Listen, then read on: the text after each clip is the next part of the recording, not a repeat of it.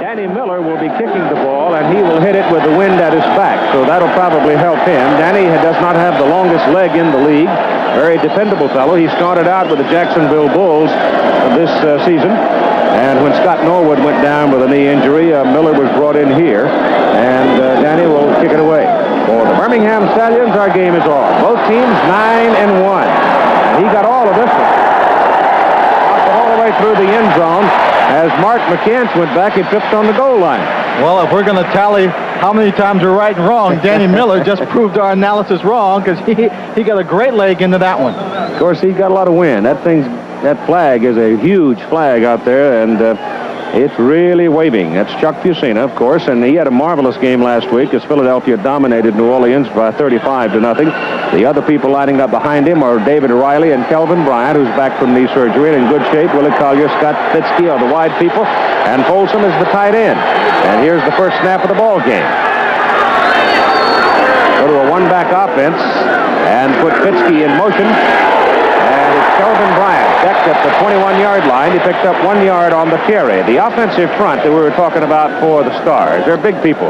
Brad Oates at tackle is 6'5". He weighs 265. Ron Coder-Regard at 260. Bart Oates at 270. Chuck Comiskey at 290 on the right side, along with Herb Eatman 270. And Steve Folsom, the tight end, is 6'4" and 230. So it's 2nd down and 9 now for the Philadelphia Stars as we get underway. And again, they go to the same setup, double wide with Kelvin Bryant, the lone remaining back.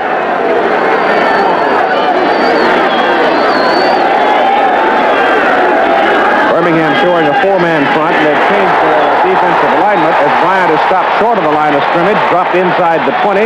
Phil Boren, a 22-year-old rookie out of Arkansas at tackle, 265, brought him down. There's number 75, that is Dave Purifoy, and he is one of the gimpy ones in the defensive unit. Joe Cugliari, also a little gimpy. Mike Perko, he's healthy enough. The linebackers are Herbie Spencer and Mike Murphy, and they put 5 people in that defensive secondary: Woodbury, Ray, Evans, Gentry, and Clanton. And Clanton leads the league in pass interceptions with 7. So now it is 3rd down and a little more than 10 as they send in Tom Donovan to put 3 wide receivers in the ball game. Fusina back to throw. Throws it short to Bryant. Get him out here one-on-one. He's across the 30. Got a first down for Philadelphia as he goes to the 36. You get him out there one-on-one, and he's a tough man to handle, and Herb Spencer out of Newberry just never got a piece of it. Well, Herb Spencer was man in on the coverage, and he had a chance to tackle him a little bit earlier. But Kelvin Bryant turned on the speed towards the sideline, outran him until he got his first down, and then Herb Spencer made the tackle. You need to be durable on a day like this of 86 degrees and 66% humidity. Donovan is now out. Ken Dunnett comes back in. He gives Philadelphia a double tight end alignment with Bryant the lone back, and Kelvin is tucked in quite close to the line of scrimmage. Not that deep, which doesn't give him a whole lot of time to read, so he's pretty well committed to the hole that he chooses. And for the second time, he runs right into Dave Purifoy and goes down with no gain. Phil Boren came in and give Purifoy a little help that time. And right now, what we've seen is a Philadelphia team that is coming out and immediately trying to test the defensive line of the Birmingham Stallions. They just want to see what they can get away with. But they're coming out in a predominantly pass-oriented offensive formation. Now here is David Riley in the backfield as they go to the eye, and David Riley is having the season of his life so far this year. He really had a big ball game out in Arizona, and since then he's been rough. He's in front to block for Bryant, and Bryant cuts inside. Riley got no chance to assert himself as Kelvin elected to go in behind the pulling guard. Boren makes the tackle. Kelvin gets to the 42. Now both teams on the season 3rd down conversions are running about 49%. And with all of his friends across the country, thousands of them, I got to tell you, the most durable man I know, who's supposed to be retired, Scoop Hudgens, has just arrived, having driven back from the Derby in Louisville. He's about the toughest guy I know. Ball is on the 41, where it is 3rd down and 5. Alan Harbin is now in the backfield as Fusina's pass is away over the middle. The pass complete to Willie Collier. Collier has a first down on the Birmingham side of the field.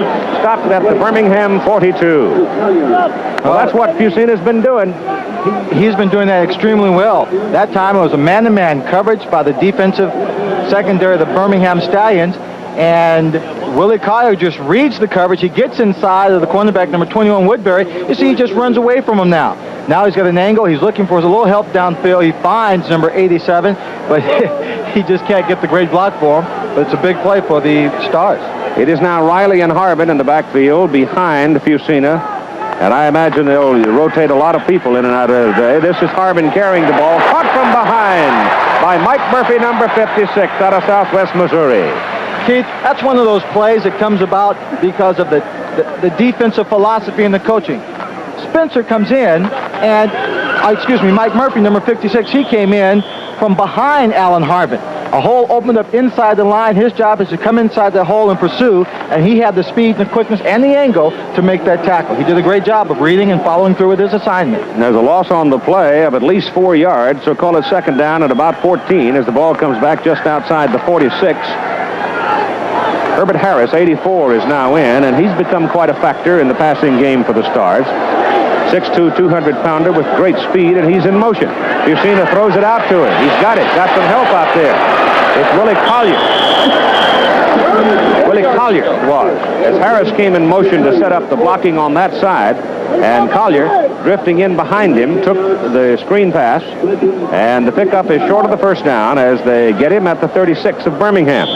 One thing I'm seeing now, Lynn Swan, is the Birmingham defensive people are indeed very quick.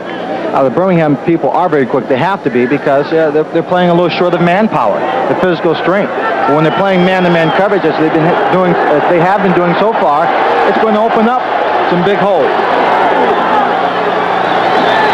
The corners are both out wide. The safety's in tight, and Fusina is caught behind the line of scrimmage.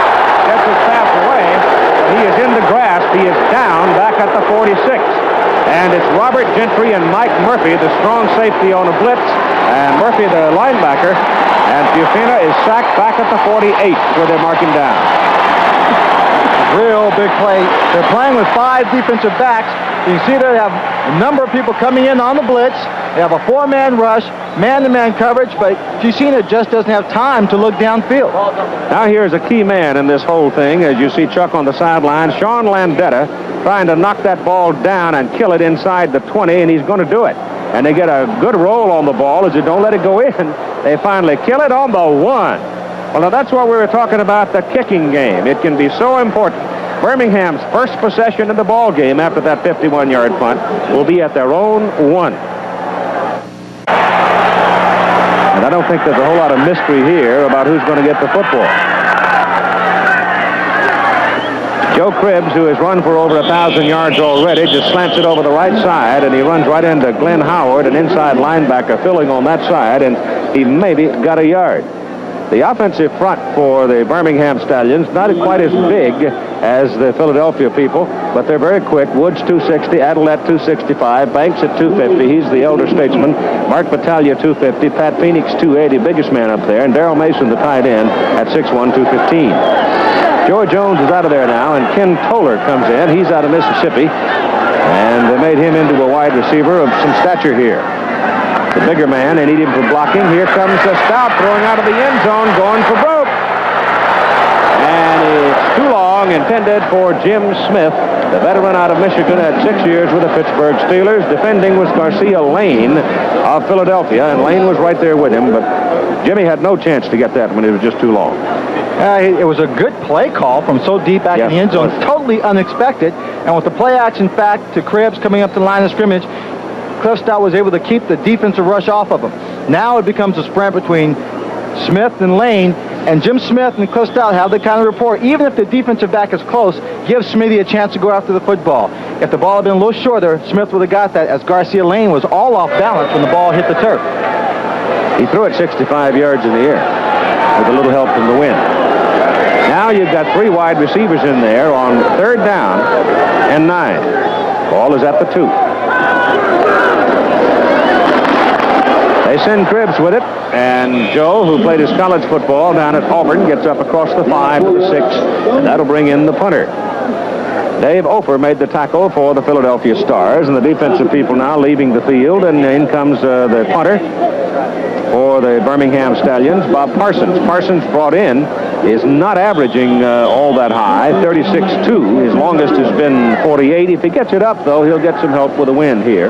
This is his 3rd week with the team. Garcia Lane is the punt returner for the Philadelphia Stars. He's standing back near his own 45. Parsons gets it out, gets a good rotation on it, and runs Lane back to the 43, so Philadelphia is going to get very good field position as Garcia Lane returns it to the Birmingham 43. It was a 51-yard punt and a 14-yard return, and the tackle was made by Taft Sales out of Missouri. So the Philadelphia Stars playing on a shorter field so far, as we had expected they might be doing. Start on the Birmingham 43. First down. Riley and Bryant. Fusina on first down to throw. Throws it short. Bryant. Kelvin Bryant, who is a very difficult man to get a solid knock on, wiggles his way down to the 35, so give him 8 yards. But note that that was a first down play, Keith, that they ran a passing play on, changing now from their philosophy of trying to run the ball on first and second down. Change it up a little bit. They've got them thinking a little bit run. They're going to put the ball in the air, short, high percentage passing to a big man like Kelvin Bryant. You didn't get a chance to see the footwork there. That was the key thing, because once he got the ball, he's just very hard to hit. He's like O.J. Simpson. You just never get all of him, or Franco Harris. Here's Fusina staying in the air. Again, throwing to Kelvin Bryant. He goes down to the 30, and he's got a first down. So Philadelphia sits on the Birmingham 31st down, and let us check in with Jim Lampley. Well, Keith, while the Stars are playing on a short field in Birmingham, the New Jersey Generals have taken it the length of the field in the Meadowlands. The Stars' Atlantic Division rivals going in on their first possession, sight to Sam Bowers from 13 yards out, 7-0 over Oklahoma in the first quarter. Back to Keith Jackson. Kind of interesting, too, that both these teams on the field here in Birmingham lost a game this year, both to the New Jersey Generals. Birmingham in its opener, but since they have reeled off 9 consecutive wins, Kelvin Bryant, right side, picks up a couple, maybe 3, so it'll be second down and about 7. The game that they both lost to New Jersey, number one, I don't think that Birmingham played the kind of game they're capable of, with Joe Cribbs being on the sideline awaiting a court decision as to whether he could play or not. Really didn't get into the game. And Philadelphia gave theirs away. Oh, they gave it away. It was 5 turnovers. A terrible game. And New Jersey, quite frankly, are fortunate to only have 2 losses on their column, because they had some games where, frankly, it was only luck that pulled them out. Well, that's the philosophy of Walt Michaels, though. Don't make mistakes, and sooner or later it'll turn your way, and so far it has. This is Bryant, pitched out, and he's gang tackled as he comes to about the 25. So they'll need, they're going to put him down at the 26. So they'll need 6 yards, as Herb Spencer came up very quickly that time to get him. Well, Philadelphia rushing so far, 7 rushes and 7 yards. Well, a little vindication for Spencer. On the first series of possessions by Philadelphia, Kelvin Bryant caught the low pass and faked him out and got the first down. This time, when Kelvin Bryant came out and gave him a little waggle, Herb didn't go for either one and made a good tackle in the open field. Alan Harbin comes in on third down now. It reads past here, and he needs at least 6, maybe a little more. David Riley's become a pretty good pass receiver coming out of the backfield himself. Fusina pulls away and shoots it down the middle, and he's got a man wide open. He's just stepped right in behind defender Willie Collier inside the 10, and he goes down inside the 5, first and goal at the 4. Perfect pass by Fusina. Well, that play, Keith, was really set up by the short passes to Kelvin Bryant before. They know that Kelvin Bryant was coming out of the backfield, short passes. Now look at the linebackers. The linebackers were only getting about a 6-yard drop. There's nobody, a big space now between the linebackers and the secondary. Willie Collier able to go in between the 2, catch the pass, go back to the outside. Now he's inside the 5-yard line. And Fusina 6 out of 6 for 87 yards. First down and goal at the 4. Harbin and Riley are the backs. That is Riley, the big back with the ball. Touchdown, Philadelphia. There's a flag on the play, Keith.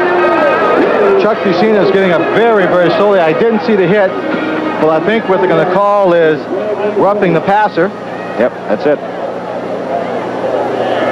So they'll decline it and take the touchdown.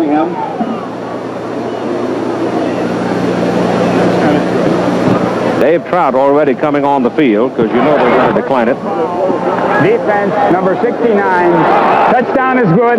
Penalty be enforced on the kickoff. Mike Burkle, so he's calling the penalty, and he will assess it on the kickoff, which will further aid David Trout. because he'll be kicking into the wind. That means, again, that the Birmingham probably won't have very good field position if they are able to return the ball at all. David has missed 3 extra points this season. Last time we saw him was in New Jersey when he had those 2 long field goal tries of 48 and 52, and both hit the goalpost on the right side and kicked away the uprights. The ball goes down off a high snap. The kick, however, is right through the heart. And so with 3 minutes and 17 seconds to play in the first quarter, it is Philadelphia jumping into the lead over Birmingham 7-0. Earl Gant and Vaughn Mansfield are the deep people for the Stallions now. Mansfield out of Wisconsin, and Earl Gant, of course, out of Missouri. And kicking off from the 50-yard line because of the roughing the passer penalty. Oh, boy, they had trouble getting that football, and again, they don't get very good field position out of it. Mansfield had the ball hang up in the air. He was hot-fingering the ball coming back across the 10, and let's see about it. Philadelphia saying, we've got it. They're still scrapping over it down under the stack. Now, Keith, I don't know if David Trout intended to kick that ball that high and not into the end zone to give his team a chance to go down and cover. As we see, they're still scuffling. You ought to buy a ticket for that wrestling match. All right. And Birmingham's ball. Birmingham won the match. They won the match. But by a short kick like that and high, it gives his coverage team a chance to come down cover, and it forces Birmingham to return it. They can't let it go into the end zone and get it at the 20-yard line. And as a consequence, they're inside the 20-yard line. So the Philadelphia Stars going for the juggler right there, almost come away with the ball on the 12, but it's ruled Birmingham's ball, and we've got a timeout. Vaughn Mansfield was the man who hot-fingered the ball as Trout kicked it very high on that kickoff, and you see now the ball hanging up in that wind. He almost didn't get to it. Well, I'm sure he expected the ball to go all the way into the end zone. Right here, it's coming out once. He pulls it back. He still doesn't have a firm grip on it. He's hit. And he probably did fumble it. Now here comes Birmingham. First down from the 12. Last time they started from the 1. Carrying the football, it's Leon Perry. And Perry up across just to the 20. Right now, here's Chuck Fusina with Mike Adamle. Chuck, you executed a very nice touchdown drive. A lot of success with the short passes to Kelvin Bryant. Was that by design or a game adjustment that you made? Well, Birmingham was playing a lot of zone. They were dropping back deep. I noticed their linebackers, and anytime we get the ball to Kelvin, we try to get to our best runner. Okay, you got dinged on the touchdown, a little pass, roughing the pass. Are you all right? Yeah, I'll be fine. It's just a little late hit, and going for next series. Okay, Keith? Thank you, Mike.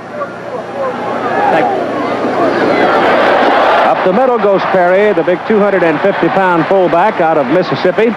And he's got a first down for the Birmingham Stallions. So that'll give you some idea of the kind of authority that Birmingham can belch. He's not 250, 237. But that's big enough. That's big enough. They do it also very quickly. Excellent technique on that offensive line. Raleigh Dotch, of course, spent all of his tenure on the offensive line while he was with the Pittsburgh Steelers. First down, Stallions. Ball now out on the 25. Philadelphia leading 7-0. A minute and a half to go in the first quarter of play. Both teams coming into this game with 9-1 records. Philadelphia showing blitz. Stout gets it away. Pass is caught by Jim Smith. And Smith is knocked out of bounds up across the 30 and just beyond the 32. Jimmy took a little hit by number 47, Garcia Lane. And I agree with the slight boos of the fans. He took this hit when he was out of bounds, a little bit unnecessary, but Jim wasn't fazed very much by it. A quick out, blitz control route, just getting in by number 56, George Cooper. Now he's out of bounds, and Garcia Lane just comes up and makes a hit. Yeah, that could have been a flag, couldn't it? Could have been a flag, but knowing Jim Smith, he has something in mind for number 47 later on in the ball game. Second down and 3. Going to run for it. This is Perry, and the big fullback. He will punish you. He came up and made contact with Mike Lush, and I'll guarantee you that Lush went back, not Perry. When you talk about an offensive line that traps and counter, you need backs who can read on the run. Now, Perry just takes advantage. Look at the woods, opens up a big hole. You see Cribbs getting downfield, blocking Sam Mills. A great block by him. Number 86, Smith, blocking Garcia Lane. That creates an alley for Perry to get upfield for the good run. At his first down, Birmingham, out at the 43. This is Joe Cribbs. Cough set up, and it's recovered by Philadelphia. So Joe Cribbs trying to juke and go the other way. Has the ball popped loose, and it looked like number 95, William Fuller, I think, was over there, made the hit, but 51, Glenn Howard, was in that area. Well, actually, he just kind of turned it loose because when Kugler turned him around, he was going to go the other way. We'll take another look. He comes up now. He gets the ball. He's got a good grip on it. He starts to read. 67. Pete Kugler hits him, just pops way up in the air. And big William Fuller is right there on the spot. So the big rookie from North Carolina goes to the bench, having produced a prize for the Philadelphia Stars, and they're working at the Birmingham 42. Birmingham was second. Philadelphia just inside the 42. Fusina back, dumps it out here in front to David Riley. Riley's a big back, and he works his way on down inside the 25 to the 23. David Riley, we said what a great season he's having so far since becoming a starter. A few weeks ago against Arizona, he caught a big pass, ran it down to inside the 15 that set up a touchdown for them to go ahead. Last week against the New Orleans team, he caught a screen pass, went a long way for a touchdown. First quarter is over. So we've played 15 minutes at Legion Field in Birmingham, and the visitors, the Philadelphia Stars, have jumped out to a 7-0 lead. Those first quarter stats there is the simple fact that Birmingham's 2 possessions they had it at the 1 and the 12, and then turned it over. And they really didn't have an opportunity to uncork their offense to have the chance to do what they wanted to. The field position dictated, and as you can see, Philadelphia has taken advantage of it. Stallions now got to muscle up a little bit because you don't want to get 14 points behind against this Philadelphia ball club, because you'll be going home with a bent hat if you do that. And Kelvin Bryant picks up pretty good chunk of yardage on that carry, just sort of wiggling and dancing his way over the right side. He got about 7 yards on the carry. We also understand that Fred Anderson, the defensive end for Birmingham, has gone to the locker room to get some x-rays on a possible broken ankle. So there's another defensive battler who is down. And Philadelphia, staying with its ground game, is going to have a first down as Mike Perko steps in to make the tackle. So Kelvin Bryant is brought down around the 12, and if he is as far as the 12, that'll be a first down, and it is. Perko kind of crawled in for that tackle. He had already been faked out by Kelvin, and then Kelvin decided to go back to the other direction. Perko was just getting up on all fours. Kelvin kind of fell over the top of him. So Philadelphia now in pretty good shape. First down on the Birmingham 12, leading 7-0 as we start the second quarter of play here at Legion Field in Birmingham. Very hot day. Well, not very hot. It's 86. Bryan and Riley split in the backfield behind Fusina now. And Chuck wants to throw. Gets it away into the end zone. Knocked away. He was starting to feel some pressure. And it's a fine defensive play by Chuck Clanton out of Auburn. Clanton just got one hand on it because there was a man open in the end zone. Chuck Clanton leads his team in interceptions, but there was some great pressure on Chuck Fusina. He was scrambling back there behind this line, looking for someone to throw the ball to. They had a blitz on, which means man-to-man coverage. He didn't have a chance to get a real good look on the scramble. He saw a man open, but watch Clanton. He just, well, you don't see him right there, but he lays his body out. If he had another half step, I believe Clanton would have stuck the other hand up and tried to pick that one off. Might have. Second down and 10 from the 12. The crowd comes up for the defensive effort. Blitz on. Dumped off by Chuck Fusina. Mike Murphy, number 56, blitzing. And he got through the crack and got the Philadelphia quarterback. Mike Murphy came right through the center of the offensive line, reached out and just had Chuck Fusina's arm. Chuck Fusina able to get the ball away, but there was nothing on it. Just watch Murphy here.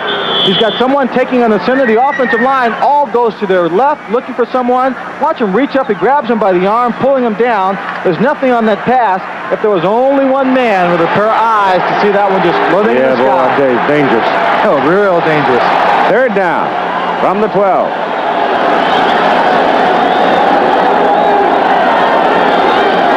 Fusina steps away and calls timeout. Birmingham was bouncing around, and apparently Philadelphia was not lined up, and Fusina was not in a position where he could call a checkoff. Lampley again in New York. Here is a sign of life for the troubled Michigan Panthers after John Corker picked off a Jim Kelly pass to give them field position. Bobby Hebert threw to Ken Lacey, who took it in for a 13-yard touchdown, and Michigan leads Houston 7-0 in the first. Now to Keith Jackson. I would think that Houston bunch might be a little beat up after playing a Monday night tough game against Los Angeles. Philadelphia, of course, played a week ago last Friday night. The Stars have had quite a bit of time to rest. Had 2 more days to prepare than did Birmingham. Crowd comes up for this third down play as Fusina drops to throw it. Gets it off, and it is incomplete. The intended receiver fell down. Scott Fitzke fell down in the end zone. Everybody's back there yelling at the official in that area. Dennis Woodbury was right there with Fitzke, and they get no call on it because apparently in the judgment of the official, it was not Woodbury's fault that Fitzke fell down. Well, I think they're arguing on the part of Philadelphia that he might have been pushed down by Woodbury, and then Woodbury subsequently fell over the top of him. In any case, Fusina came to the line of scrimmage, looked it over, and called an audible at the line of scrimmage. Probably had a couple of choices. Got his team set, had good protection in the face of a blitz, but still couldn't get the touchdown. Dave Trout now trying for the field goal. From 29 yards. It's good. So Davy Trout out of Pittsburgh, University of, nails the field goal. Here's Trout kicking off now with the wind at his back. Gant and Mansfield are deep for the Stallions, and that's gone. Hits the goalpost, hits the crossbar, and it'll be touched back to the 20. So everything's improving. Their first possession was the 1, second one was 12, and now they're out to the 20. And the 20 is just a give me. They've got to work into the wind, going left to right, but they really haven't been able to show any offense hardly at all. So far, the bulk of the offense has been Leon Perry. Well, they've been backed up, and it's been pretty tough, but in a series of interviews, Cliff Stout and the other players in the team have said this Birmingham offense does start slow. Second quarter has been a good one for them.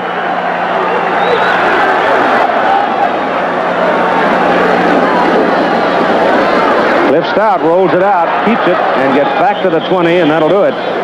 William Fuller and John Bunting and Pete Kugler. 67, 59, and 95 involved on the play, and the quarterback, that is a design play. It's just simply a rollout, and that time they were not able to effect inside blocking sufficient to get him turned upfield. John Bunting maintained an outside position, forced Cliff to take an inside route where he got help from Pete Kugler and William Fuller. Cliff has run for 282 yards coming into this ball game. It's second down and 10 from the 20.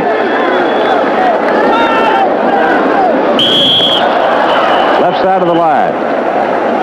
Mark Battaglia moves, and bang. In comes contact. Or was it Buddy Adelette? One of them. Still second down. It was Buddy Adelette. He just probably forgot between the huddle and the line of scrimmage just exactly what snap count it was, and that happens from time to time when you're concentrating on what your assignment might be. 5-yard penalty backs him up near the 15, where it is second down and 15. So the Birmingham offense is still stagnant.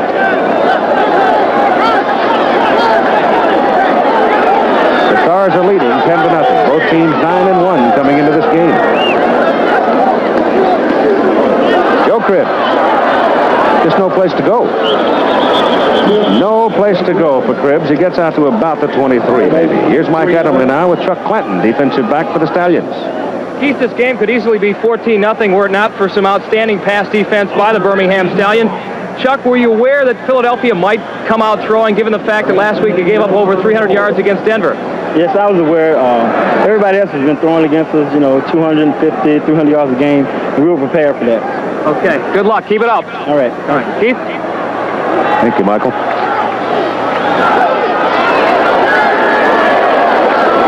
From the 18, as Cribbs picked up about 3 to make it third down and 12, and Stout back to throw on third down. No chance. Sam Mills, 54. Sam biding his time, sort of hiding inside. He's not that tall at 5'9", 225, and all of a sudden he exploded out of the stack and really nailed Cliff Stout. Stout getting up rather gingerly. Very, very slow. He got a little help from number 96 downfielder also. You take a look. Number 54, Sam Mills, who's coming in. He gets hit right there, but he keeps his feet. Now Cliff steps into the pocket. He leaps at him, grabs him, stops him from throwing downfield because Jim Smith had come in motion, looked like he was going to cross the field, went back out towards the flag and was wide open on that third down play. Now Bob Parsons, who's averaging 36 yards per punt, has got a kick into the wind. Pressure on him. Oh, they almost got it. Ball gets up there. The wind knocks it right down. Garcia Lane comes up on a fair catch ball and makes the acceptance of the ball at the 41, and there is a penalty flag. So that's going to be on number 21, Hardy. He was trying to protect the kick returner, and he just hit the man coming down to cover the punt in the back. Was it a clear fair catch signal? I'm not even sure that he made one. It was a clear fair catch signal on the run. And he was calling for the fair catch on the run. He waved it as he was running up. Then there was a clip, and the referee was in perfect position to see it, and he dropped the flag. So the Stars will be backed up by the play. You see, that's Garcia Lane. He doesn't fair catch many, but when a punt returner has to come in to fair catch catch a punt, he should fair catch. He gets his hand up. Now right there is the clip. I'm sorry, then it's 10 yards. David Evans is pushed in the back. He pushed him. It should be, is that considered a crackback? Not a crackback, but the illegal block. No, illegal use of hands. That's what it is. Yes. So it'll be 10-yard penalty instead of 15. It looked like it pushed him, so that would have been the illegal use of hands, and that's what they call. Hitzke, Donovan, Harris, Collier. 4 wide receivers in the lineup now for Philadelphia. And Fusina back with the wind at his back. Dumps it down the middle. Wide open. Oh, I caught it on the rebound. Herbert Harris, and he's on his way to a touchdown. He was so wide open, he could have walked home. Then he got fiddling around with the ball, and Ricky Ray almost came out with it. And then Harris caught it on the ricochet, and the Stars have a 6-pointer. Well, the sky looks like it could give us some thunder showers, but right now all the thunder was in that one play. 51 yards, and he made it look so difficult. Herbert Harris goes down the center of the field after the Birmingham Stallions defense blitzes. He's hit there by 27 Ricky Ray. The ball pops up, but Harris still maintains concentration on the ball. Then number 24, Chuck Clanton, comes over to try and make a tackle, reaches up to grab him, and he misses. Dave Trout's extra point is good. So, boom, just like a shot of lightning from the horizon. Philadelphia put 7 more points on the scoreboard. And at 11:24 to play in the first half, now lead 17-0. Keith, every time Philadelphia's had possession of the ball, this is where they started, okay? On their own 20, on the Birmingham 43, on the Birmingham 41, and their own 49-yard line. Now, in each case, with the exception of the one when they started on the 20-yard line, you're talking about working a field that's only 60 to 50 yards long. Here's a pass play, a big pass play. All right, by design, the receiver's wide open. By luck, it's almost broken up, but by concentration in Harris, he maintains possession of the football. Then here, a bad attempt at a tackle because it's a touchdown, but on the short field. And a quick play, and psychologically it's destructive to the Birmingham team. Now they're down by 17 points, and they don't really feel like they've even been in the ball game. Well, if there was an area of Oklahoma is an expansion team, and all of the teams who have started, when you're only 1 year out of sync with the other teams, you figure, well, it's not that much of a difference, and it isn't until you reach this point of the season. But after a dozen games, you start feeling it because of the lack of depth. That'll come out to the 20 as Gant makes the catch in the end zone and puts his knee down. So Birmingham will have it once again at their own 20-yard line, going into the wind, and shocked, I'm sure, trailing 17-0. Well, Prescott comes back onto the field. We know that the Birmingham team has played from behind football in the past, and they've come back, and they do a good job. They also can strike very quickly. Pretty good crowd here at Legion Field, too. Great crowd here at Legion Field, but what you have to take into consideration is they're playing against the #1 defensive team. You can't let them get too far out in front and then try and reel them in. This defensive team of Philadelphia won't give you a lot. On first down, the pass play to the sidelines, overthrown. Well, that's what the wind will do to you. He was trying to get that ball to Jim Smith. He had to throw it going through the sideline like that. He's got to throw it 1.5 times as far in order to get it to the man. And that time the wind just took it away from him. And when you consider there was a linebacker by the name of George Cooper who stands at 6'2", just in front of Jim Smith, he had to get it over his head, which really shortened the field for his throwing target. 2nd down and 10, Birmingham from the 20.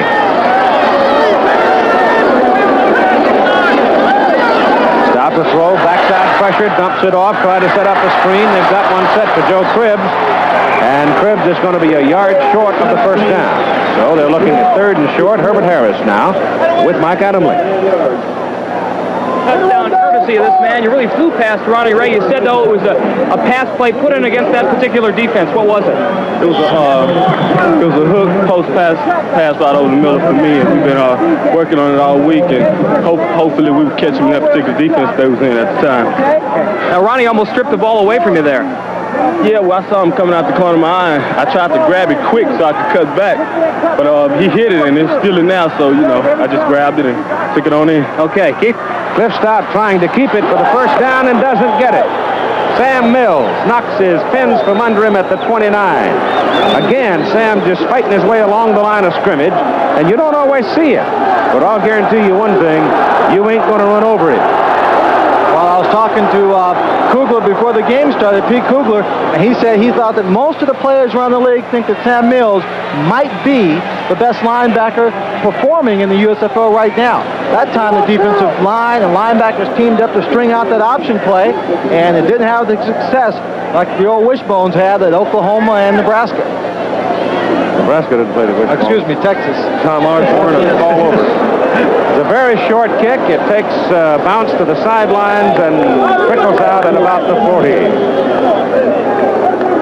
So once again, Philadelphia goes with a 60-yard field. 1st down at their own 40. That was only a 29-yard punt. We are busy, folks. Got them on both sides of the country. This is Kelvin Bryant. Breaks it big around the corner and slides on up the sidelines and picks up a 1st down. They marked the ball at the Birmingham 45. It looked like he would have no chance to get that far with it, but the big people up front, and especially David Riley. Watch Riley 35 now. He's the escort. Well, he gets to the outside, and he sees it opening up. He's just following David Riley all the way down. You see, David Riley just dusts number 34, Robert Gentry, puts him on the turf. Kelvin Bryant just coming back from arthroscopic surgery last week, had 22 carries for 97 yards. Picked up 15 on that one. 1st down, Philadelphia. Ball sitting at the Birmingham 45, and the Stallions are having their problems. Fusina gives the ball to Riley, and he's hit at the line of scrimmage, but sheds one man and keeps on pounding down to the Birmingham 37. He picked up 8 yards. And he's only put down because number 27, Ricky Ray, came over to make the tackle. David Riley was a player who was in the Pittsburgh Steelers camp. Played for us for a little while, and always a tough, dedicated young man, working very hard at West Virginia to make the team, to play. And now this year he's getting a chance and taking advantage of it.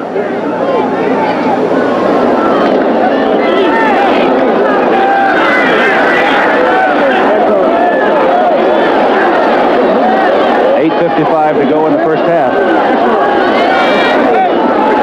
Pressure on Fusina. Herb Spencer's after him. Can't get it. Gets his pass off, and his pass is thrown out of bounds, incomplete to Ken Dunning.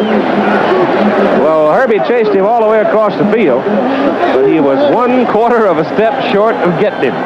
Oh, you can just imagine what Herb Spencer's eyes looked like when he was chasing Herb Spencer. I got you. You've got nobody down for the throw to. I'm going to attack you. And the whole time he's thinking, wait a minute, he's getting away from me. He's a little faster than I am. And he's trying. He knows he can get him. If he just turns upfield and he dives for the last second, he can't get him. Fusina throws it downfield, but his receiver's already over the out-of-bounds mark. 3rd down and 2. Alan Harvin now in the backfield. Rodenberger lines up in the slot to give him that extra blocking back. They give it to Riley, and Riley's got the 1st down. Takes 2 people to bring him down as he pounds his way all the way down to the Birmingham 26. And where does he pick it up, Keith? Right side. On the right side. Who's on the right side? Number 69, Chuck Kaminsky. Number 75, Irv Eatman, out of Mississippi and UCLA, respectively. They just fire straight ahead. See Big Irv, number 75, blocking number 75, Dave Purefoy. opening up a big hole, and David Riley just runs straight ahead, makes a good move there, but then uses his leg strength to drive for a few extra yards. It gets awfully tough this time in the ball game when your offensive team is rolling along, doing anything it wants to do, striking quickly on the big play, and your defensive team is taking the opposition 3 downs and out. That's a Philadelphia timeout. They have 1 remaining with 8:06 to play in the first half, and they lead 17-0. Well, there's no question they look less quick because the Philadelphia offensive front is just flat knocking them right off the line of scrimmage. As you said, it's a little tough to get to the ball when you're playing on your rear end. That's right. From the 26, a first down for the Stars.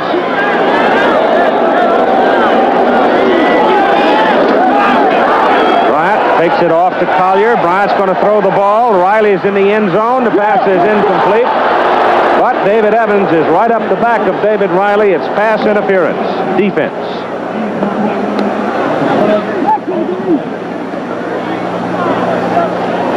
Look at Bryant over there clapping his hands and saying, "Atta boy, David." Well, that's almost as good as a completion for a halfback on the option pass. But I like this part of the rule in the United States Football League where the ball does not go down to the 1-yard line, where it would do in the NFL, where it would do in college. I like this part of the rule because both men are fighting for the ball. The contact was not incidental. It was enough to warrant the flag, certainly. Pass interference, defense, number 28, half the distance penalty, first down. So it doesn't necessarily become a crippling penalty. That's true, and he was not intentionally trying to interfere with the receiver. He was just going after the ball, trying to make a good and a very difficult play on the ball. Turns out a 13-yard penalty because that's half the distance from the 26. If they're out in the center of the field or outside the 20, then it becomes a 15-yard penalty. First down. Ball on the 13 of Birmingham, and the Stallions in trouble. Up the middle. Jeff Rodenberger gets a call to carry, and the 235-pounder out of Maryland is brought down by Dave Purifoy close to the 10-yard line. 7 minutes, 45 seconds to play in the first half, and with a 17-point lead for the Philadelphia Stars, I think we'll see quite a bit of Jeff Rodenberger and Alan Harvin shuttling in and out of the ball game so that the starting tandem of Riley and Kelvin Bryant don't get too tired in this heat. Vince Evans has put Chicago on the board in their ball game against San Antonio. Bohannon has come into the defensive secondary now. Let's see if he blitzes. He is coming, but he runs right past the ball carrier. Then gets up and comes back and gets into the fray, and they have got Kelvin Bryant for a yard or maybe 2-yard loss. Bryant running around with it. Bohannon was blitzing, went right by it. It turned around and said, wait a minute, and then all of a sudden here comes Kelvin right back to it. The Temptations had a song out in the old days called A Ball of Confusion. One line in that song was just a ball of confusion, and that's what this play looks like. Bryant comes in, cups, Bohannon misses him, decides to go the other way and says, whoops, look at all the red jerseys, I'll go back. And then he gets hit by number 70, his own teammate, Brad Oates, and then the rest of the Birmingham defense comes over to make the tackle. Look at the defense. They're just scrambling, building a wall. Ball is back near the 12 now on 3rd down and 8. 3rd down and 9. Just inside the 12. Busina back. Gets his pass off, going for the corner route, and he's overthrown. Incomplete. There was contact down there as Dennis Woodbury got caught on the play by Willie Collier, but when the contact was made, they were off the playing field. Plus the fact there's a rule that if the receiver has no chance of catching the ball, and there's interference on that play by the cornerback, then there is no interference. And clearly that ball was thrown well out of the field to play. Dave Trout comes trotting on now as 4th down comes up. And the Birmingham Stallions defensive people, they had their back to the wall, and they rose to the occasion that time. So Trout now tries to make it a 20-0 ball game with another 29-yard field goal try. He hit one from that distance earlier. Tim Reardon holds it. And the kick is good.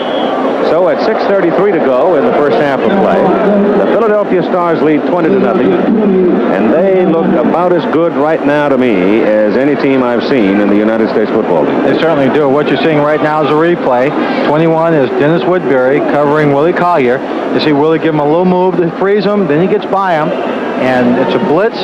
Fusina gets away from it. There's a contact there, but you can see he doesn't really have a chance to make the play on the playing field. No pass interference is called, and Dave Trout comes on to collect another 3 points. I mentioned a while ago that we have a pretty good crowd here at Legion Field. I don't know the exact count. They were hoping that they could get in the neighborhood of 50 today. One of the reasons, I suspect, that we're some few thousand short of what they expected or had hoped for, the fact that the 500-mile NASCAR race going on up at Talladega, and they're expecting 110,000 up there. And that's only an hour drive from the city of Birmingham. The good old boys and the NASCAR cars it's a big event down in this neck of the woods, I'll tell you. Cale Yarborough. Those high bank tracks. I worked the first race ever on the new raceway up at Talladega. I don't even remember how long ago it was, frankly, but I remember Bill Fleming and I and Chris Economaki covered the race. A long time ago. That was, at that time, the most steeply banked major oval in the world. I guess it still is. I'll tell you one thing, you can't walk down it with leather shoes on. Cale Yarborough averaged about 2:02 on that track in this race. Vaughn Mansfield at the 5. Fumbles the football. Philadelphia's got it. Down at the Birmingham 5, the sky has fallen. Mike Johnson covers the football. Jeff Rodenberger looked like the man had knocked it loose. Oh, boy. Well, you were talking about takeaways and giveaways, and Philadelphia leading the league with a plus 12 coming into this ball game. However, in the last 5 ball games, they have been plus 21 in the takeaway giveaway column. Right here. He's got the ball, and I was going to say that what the Birmingham really needs is a real big kickoff return to give him what good in the world was field position. 23 doing there? He just stopped. He just got in the way. Is what he was doing, frankly, and made a mistake. Caused the fumble, and Philadelphia again, 4 plays inside the 10, knocking on the door. Ball is right at the 7. First down and goal, Philadelphia. Fusina will throw it. He's sacked. Back at the 13, near the 14. Fred Bohannon. Fred Bohannon, number 41, played 1 year for the Steelers out of Mississippi Valley. Has been a starter, but did not start the game today. Played behind Robert Gentry. Now is coming in, and he's a good physical athlete. 6'1", 205. Ball is sitting between the hash marks, 13 and 14. It's second down and goal to go, so there was a loss there of just about 7 yards. It'll go in the books as a 13-yard play if they can pull it off.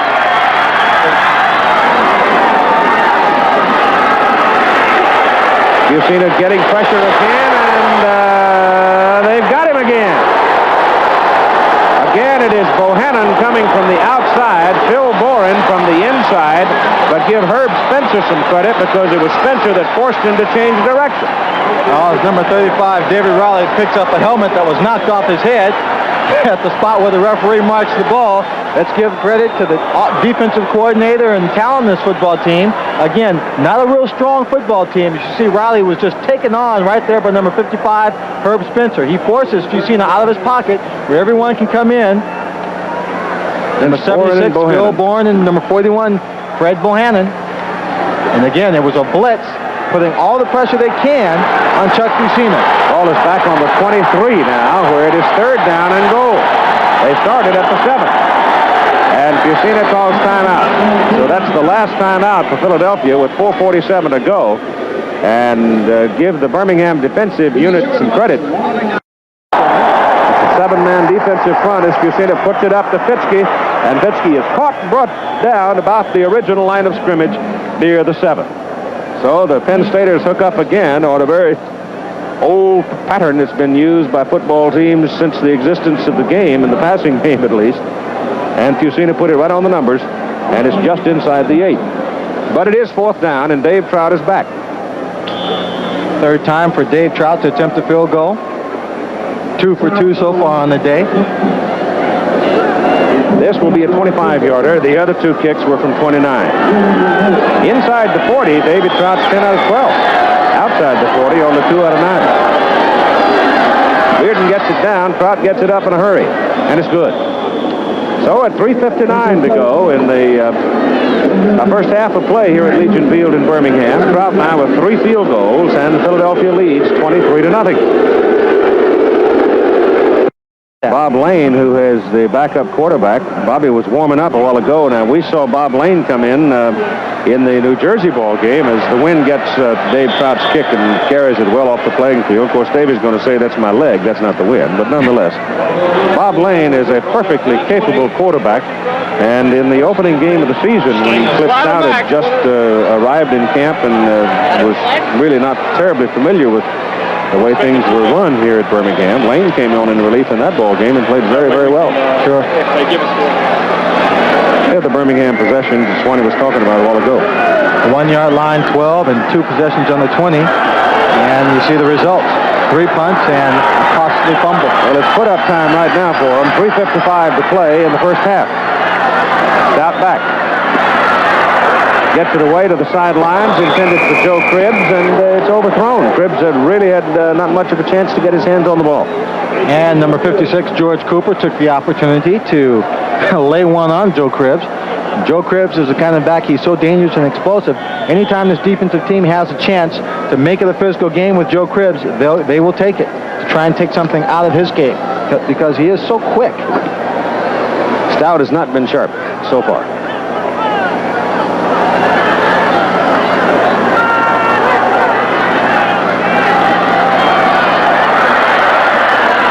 That's Leon Perry, and he's down at the 25. The man who made that play was Bill Hardee, number 21. If Hardee doesn't get him, quite likely Perry's got his first down. Perry turned around looking for a little running room.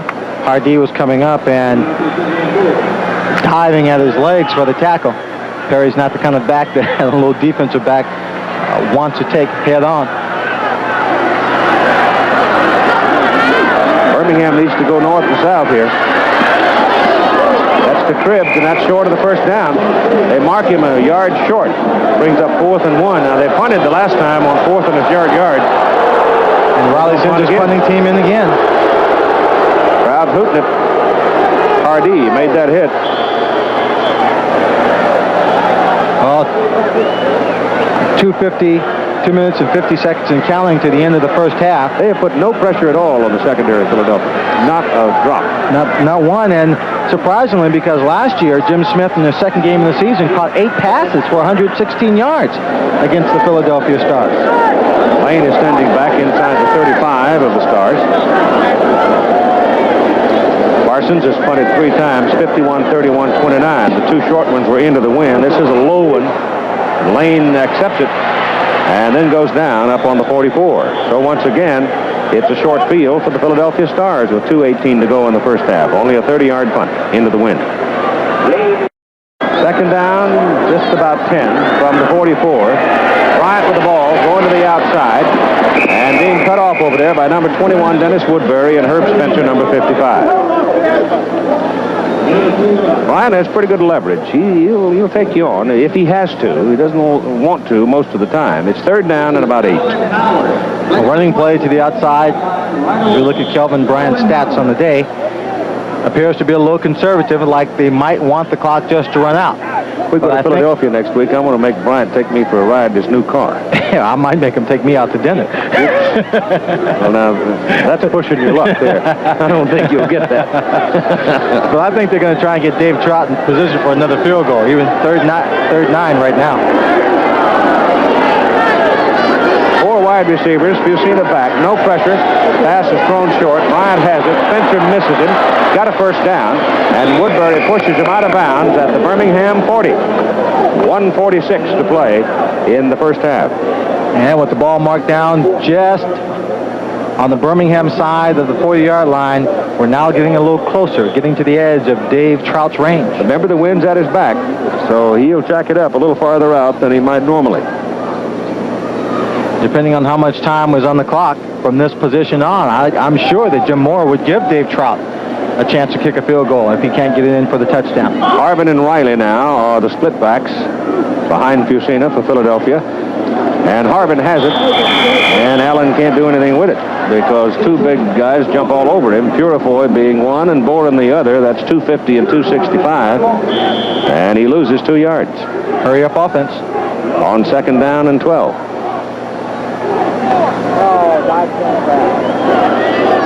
Clock running at 1:20. Busina back to throw.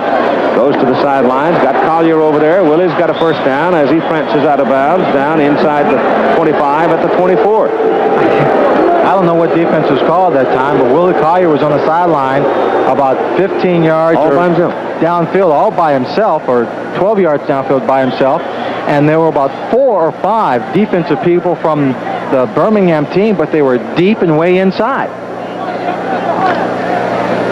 I think right now Chuck's just happy to nickel and dime it and get it on down to give Trout another shot at it. He'll take the touchdown if the opportunity's there. He's 11 out of 16 now for 194 yards, and this is Harvin with the ball on a sweep right. Big hole over there, and he's got a first down. He goes to the 12 and out of bounds, stopping the clock at 1:09. Well, you're looking at a defensive team, the Birmingham team, that has played pretty good this ball game so far, Keith, playing on the short field. They gave up a big play, but they made some great stops forcing this team into field goals. You got to be tired right now. Yeah, I think right now you're looking at a tired defensive team because when you look at the time of possession, obviously if the Philadelphia Stars have the ball for 20 minutes, that means the defense is on the field all that time. First down, Philadelphia, Birmingham 12.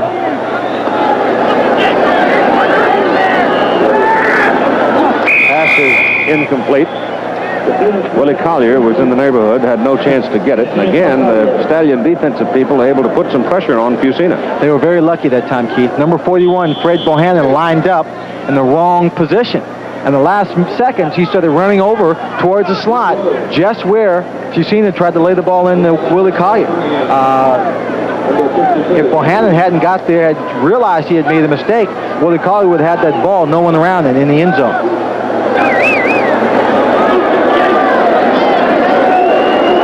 Second down and 10 from the 12. Busina's got a man. Touchdown, Philadelphia. Scott Fitzke. They are blowing them away here in the first half as the score mounts to 29-0. He had 2 people in the end zone. It was just pick one. He did. He saw them both, probably, and he just went to the first man he saw wide open. Key here is he steps up. Well, he's getting pressure. He steps up. He's got a little room to run, and as he takes a step up, he sees his people in the end zone, fires it off, and it's a touchdown. Trout for the point. Oh, my gosh, it hit the left upright. But there's a flag thrown. He may get a second chance.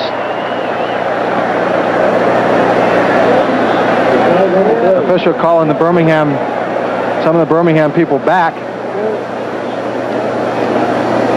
2 flags thrown in the end zone. That'll be his 4th extra point miss, unless he gets another chance. It looks like the way the defensive team is coming back, he will.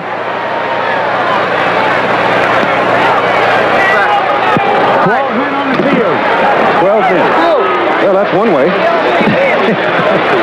I don't blame Raleigh. I'd try to get 14 out there, the way things are going. So again, with the Arizona team down, and then Arizona had 12 on the team once, it didn't help them either.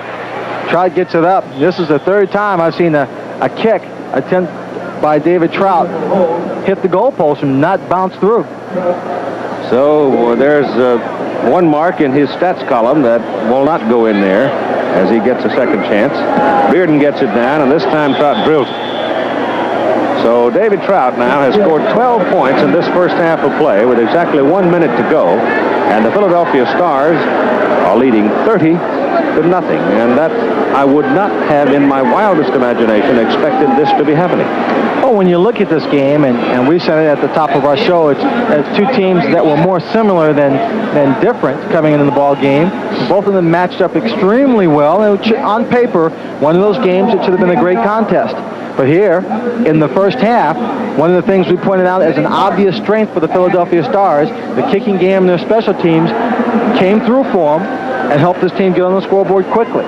The turnovers by the Birmingham Stallions have again been converted into great field position and scores. David Trout coming through with his 12 points.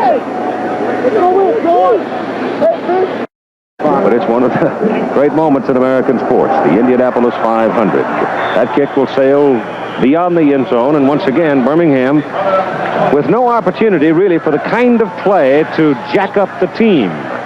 There's Vulcan. That's a statue of the god of fire out of Greek mythology that stands over Vulcan Park. Now, right now, they need a little fire in this offense. They certainly do.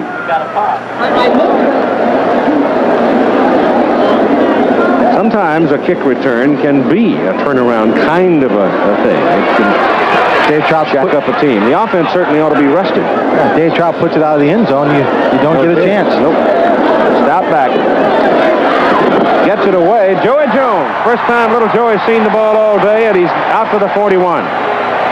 First time he aired one out in Joey Jones's direction. Got to throw it north and south. Jones is 5'8", 165. Just ducked right into the open spot, and Cliff hit him. And you can't throw it high when you're only 5'8", too. He drilled that one right into his chest. 53 seconds to play in the first half.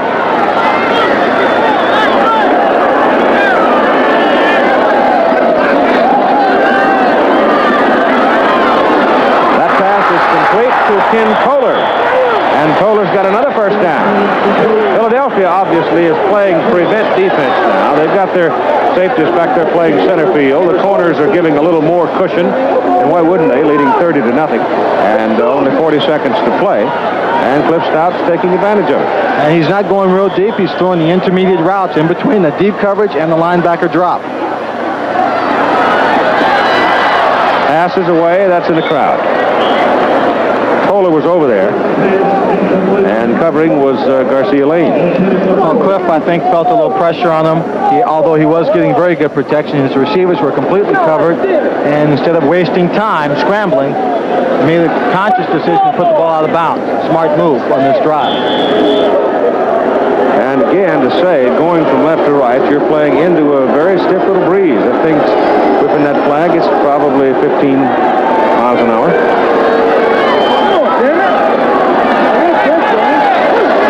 Blitz on.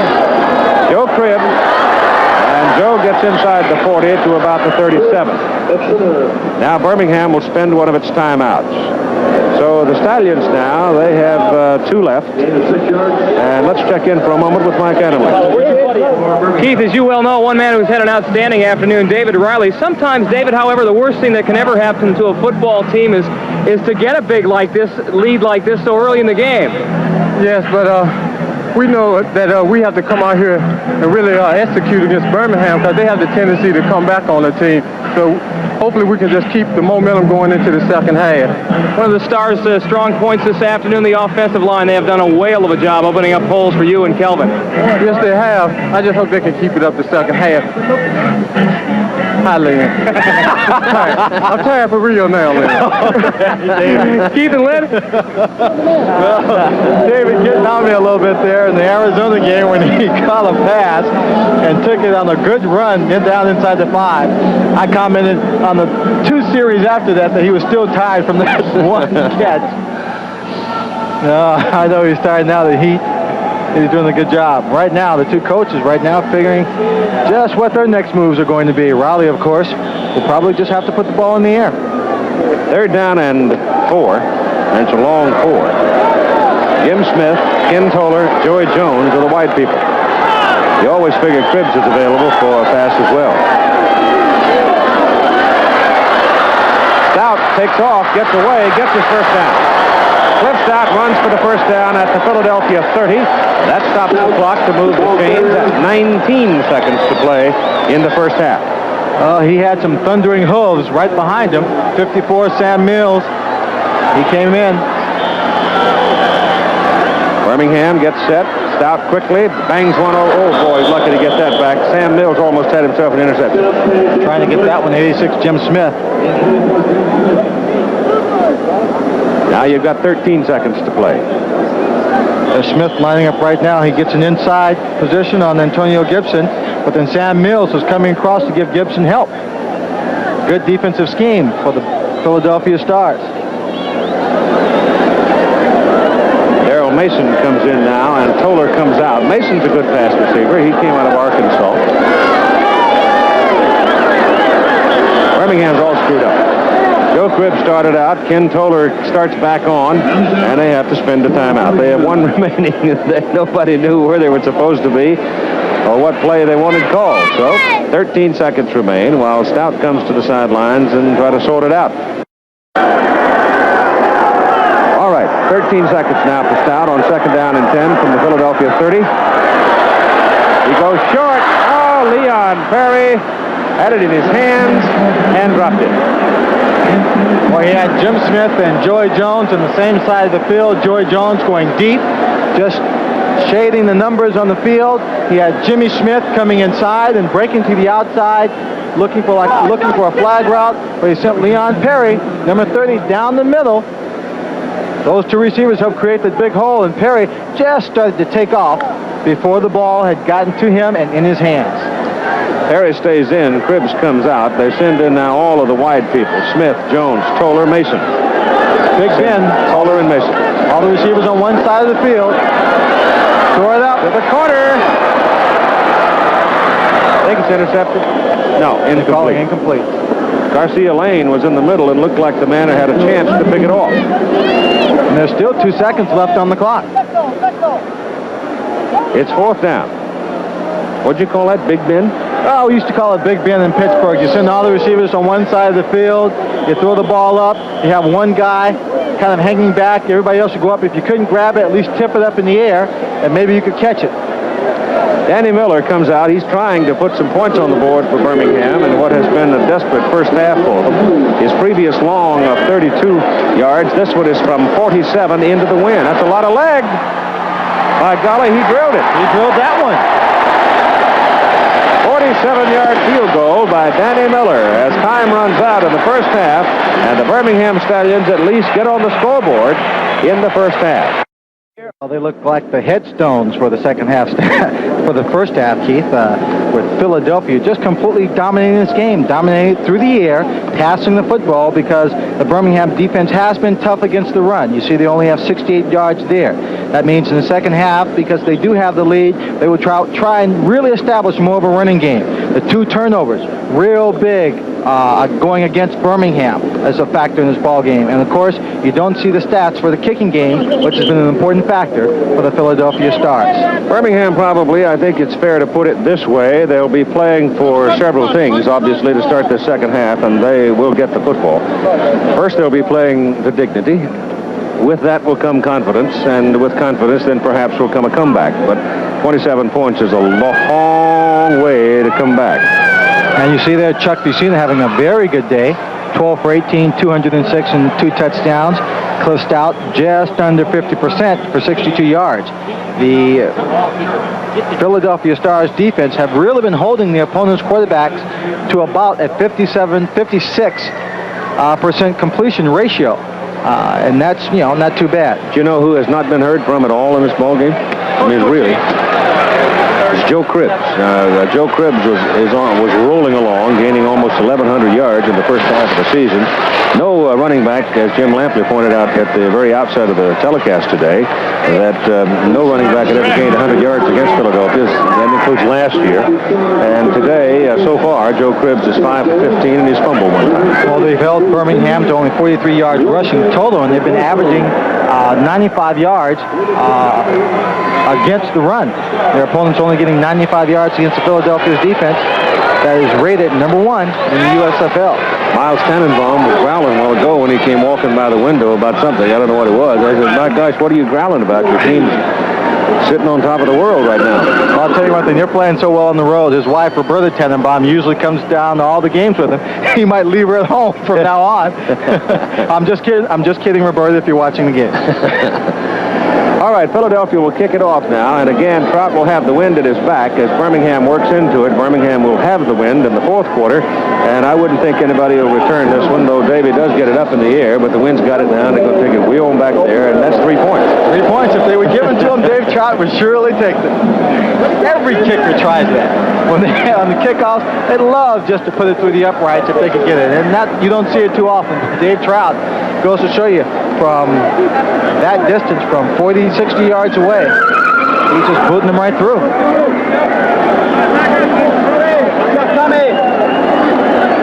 Birmingham comes out with Toller, Jones, and Smith, 3 wide receivers. Cribbs and Perry behind Cliff Stout. Playing right now without a tight end. Stout's going to go to the air. And it is incomplete. Joey Jones trying to go way up to get it. Jonathan Sutton is 6'1", 195 pounds, and Joey is only 5'8", and that was a bit of a mismatch, and Sutton won. Yeah, he had that ball up in the air pretty good. He had number 51, Glenn Howard, inside linebacker, coming across, and he was going to be underneath Joey Jones, so Cliff had to get a little height on it. And again, Joey Jones is only 5'8". He had to go up pretty good to at least have a chance of bringing it down. 2nd and 10.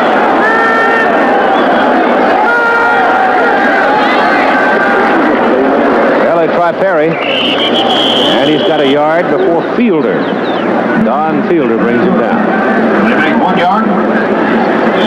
Well, they have just shut down the Birmingham offense. Made the tackle. Dave Purifoy, one of the reasons that the Philadelphia defense has shut down the Birmingham offense, Mike Adams is going to talk to him after this play. David getting a breather right now.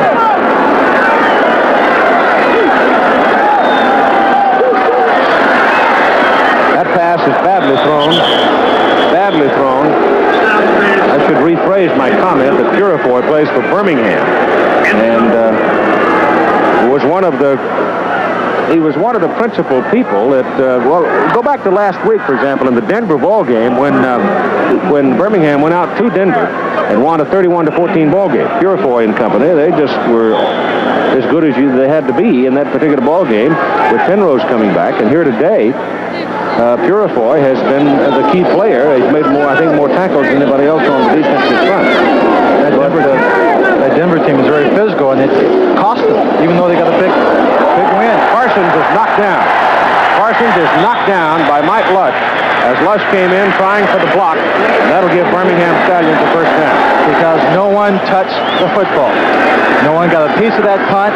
If you get a piece of the ball, you can deck the punter, but Lush did not get a piece of it. And so Birmingham gets a break on the play, though Parsons took a pretty good whack for it.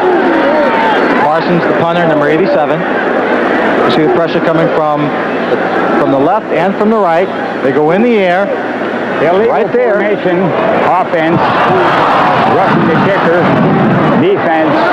They still can't get a break. They still can't get a break. Offsetting penalties, illegal formation on the offense, and roughing the kicker on the defense. So Parsons has to come back out and try it again. Again, Mike Lush, they're going for the block. They always teach you if you go for the block, you have to anticipate where that ball is going to come off the foot of the punter, and that's the point you go for. I'm looking at 1, 2, 3, 4 people in the backfield. I'm trying to see where the 1, 2, 3, 4, 5, 6, 7 people. Somebody might have been lined up a yard off, though. Yeah. Well, that's certainly not a very good kick for Bob Parsons. He got it up in the wind. He didn't have any rotation on it. The wind just blew it out of bounds. So here's Philadelphia to start the second half of play with a first down at the Birmingham 36.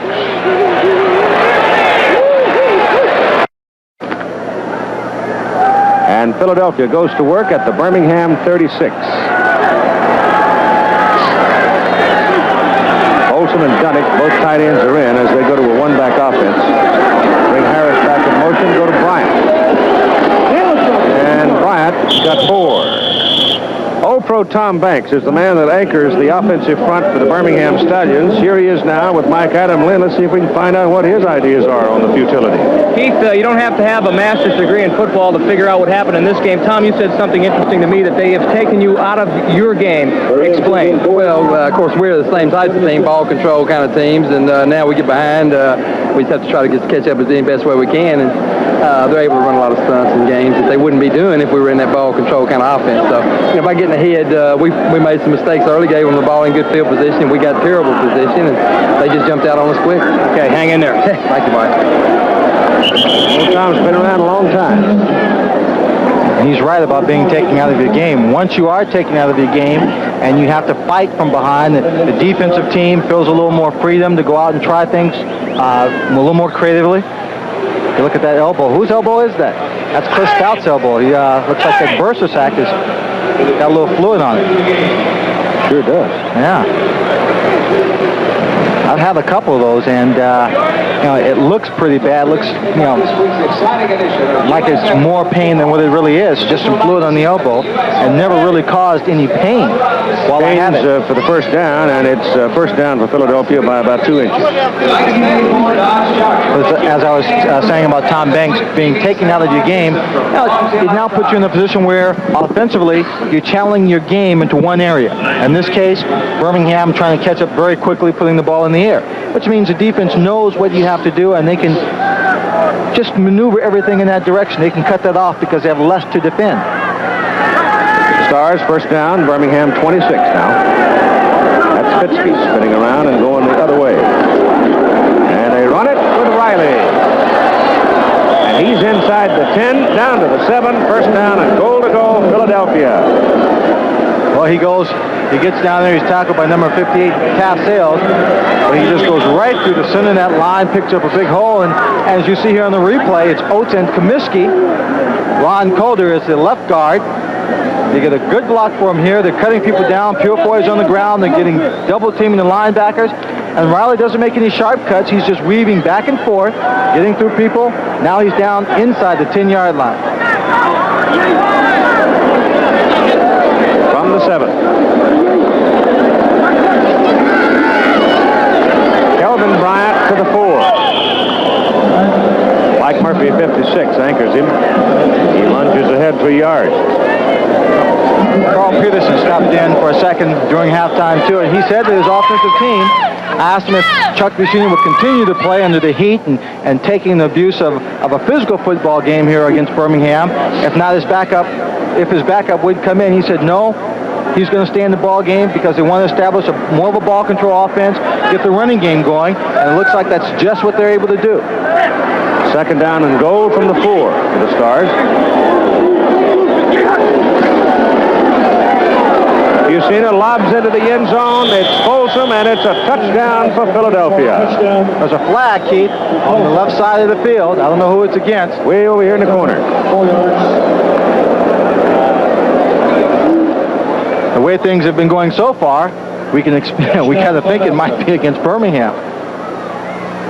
But they get a break. Touchdown is erased by a procedure call. I hate to keep saying it, Keith, and keep talking about it. Maybe this is the last time I'll say it during the ball game.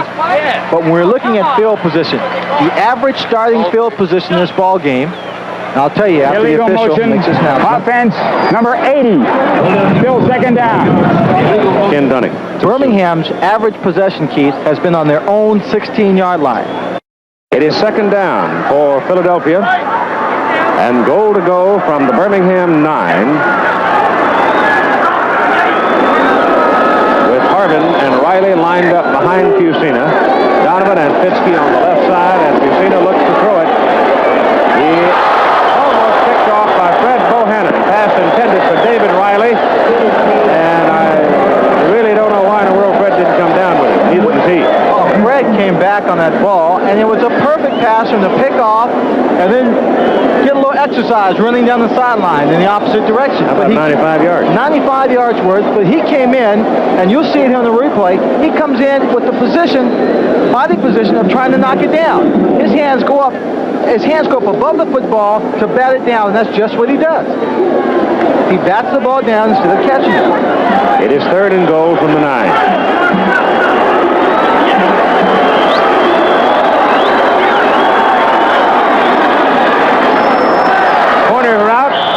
Doesn't work for Harris. Harris had gotten away from David Evans, but the pass was overthrown. I'll tell you, David Evans, if the ball had been thrown a little bit shorter, where it could have been a catchable pass, they would have called pass interference on him because he dove right out to try and knock the receiver away. So Dave Trout comes in for his 4th field goal try of the day. He's hit 3. 29, 29, 25. This will be from 26. Dave Trout loves it, just racking up those points. came in the ball game with 59 to his credit. He'll get to sit first class going home.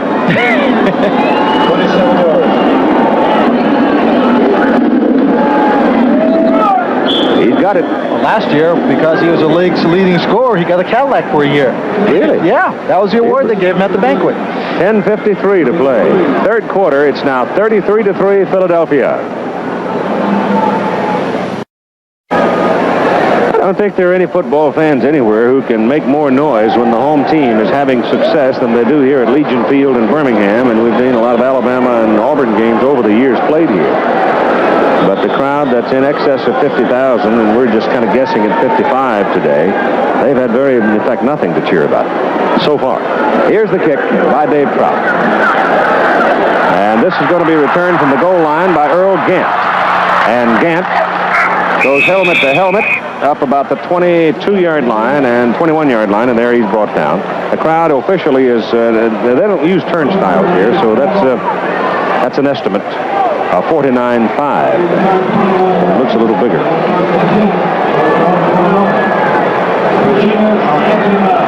Well, the Birmingham defensive people are on the bench now, and there are two reasons. One, they'd love to see the offense go right on down and score a touchdown. But the other thing that they're hoping for is the offense stays out there a little while so they can get some rest. The second one right now is the one that they're hoping for the most. 86-degree day in Birmingham. Stout back on first down to throw it. He's caught, and he is pulled down, and it is called a sack. He was never really thrown down. He was in the grasp of George Cooper. Oh, David, he's a good one. Run a draw. Joe Cribbs, for the first time today, breaks it out big. That's exactly what Jim Mora was talking about before the game today, is we can't let Cribbs make the big plays on us. Well, they haven't till now. But now means that Philadelphia's sitting on a 30-point lead. George Cooper is a man that finally brought him down, but he gets a great hole because it's a draw. They're waiting for the pass. Just look at the way that Joe Cribbs just scooting along down the middle of the field. Just out-kicking players, getting down there. 5'11", 195, and a lot of talent. Now 41 yards for Cribbs. Stout goes back to the air. He's got Jones. Throws it too high for Joey. But look at all the white shirts that are around it. 4 of them around it. Well, he threw it, tried to get it to Joey Jones, and Mike Lush was back there. Jonathan Sutton, the cornerback, he was also back there. Antonio Gibson, number 23, was there. Second down and 10 from the 39. Stout has now missed 6 straight passes. 9:25 to play in the third quarter. Run the draw again, and there's no chance. Pete Kugler just steps into the gap and wraps his arms around Cribbs, and Cribbs couldn't go anywhere. He lost about a yard. Well, it was successful that one time, so why not come back with it? Screens have also got to block Kugler, that's why. Maybe they didn't forget, they just couldn't get it done. But that notwithstanding, I'm surprised that, I think one of the things that Birmingham could do is go to the screens a little bit more. High percentage pass with the defense of Birmingham, Philadelphia looking for a deeper pass. They're 1 out of 7 on third down conversion. Stout's pass is overthrown to Smith. And Jones, who was down the sidelines, couldn't get to it either. And so you got kicking time again. Parsons coming out. I got to think we're going to see Lane. It's possible. Of course, that first half of football, I don't think you could put the blame on the quarterback and say that it was Cliff Stout's fault that the offensive team has not been more productive. It's been a tough afternoon.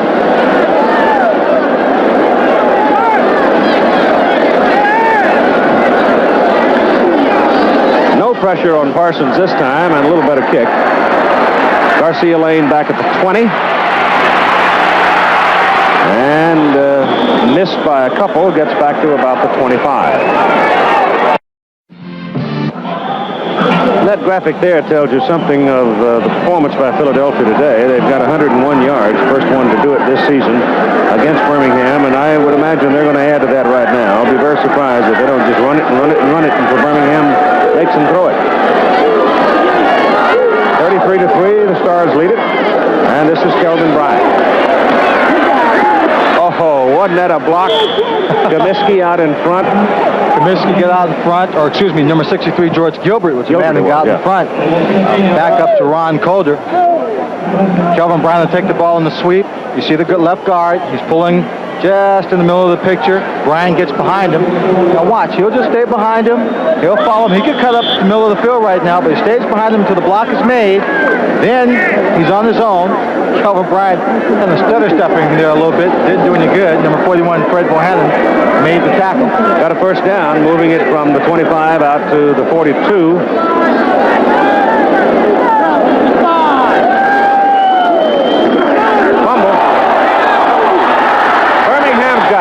Looks like Fred Bohannon. Fred Bohannon lined up at the strong safety spot. He was coming in, going to make the play on the run. And number 41, Fred Bohannon, picked up the fumbled ball. The ball was fumbled on the snap from Bart Oates to Chuck Fusina. Pops straight up in the air. Bohannon, you can't see him. He's at the left of your screen. The ball pops up in the air. It's going to kick out to the left. You see it bouncing there. Fred Bohannon right there now comes in the picture. He dodged on it. Turnover and a big break. Ball on the 45-yard line. Birmingham Stallions in possession. Well, the Stallions know what to do. They've been on that side of the field enough today. There must be strange territory to them. Joe Cribbs looking to sweep. Gets a block. Can't turn the corner. He got a good block, got some good blocking out in front of him, but number 59, Bunning came over, number 51, Glenn Howard, and number 54, Sam Mills, playing their linebacking positions well, reading the play, then sliding with the flow. Now, all the action on the offensive line will come there. The defensive down people, you see Bunning comes in, he takes on the blocker, spins off. Number 54, Sam Mills, he's sliding to the outside. You see Bunning now in position, Mills and Howard all in on the tackle. Second down and 8, Cribbs got 2.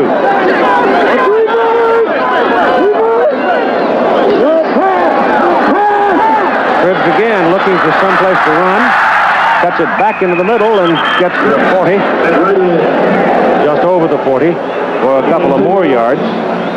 So it'll be third down and close to 6 yards. Now that pass, that particular play had flea flicker, one of those trick plays.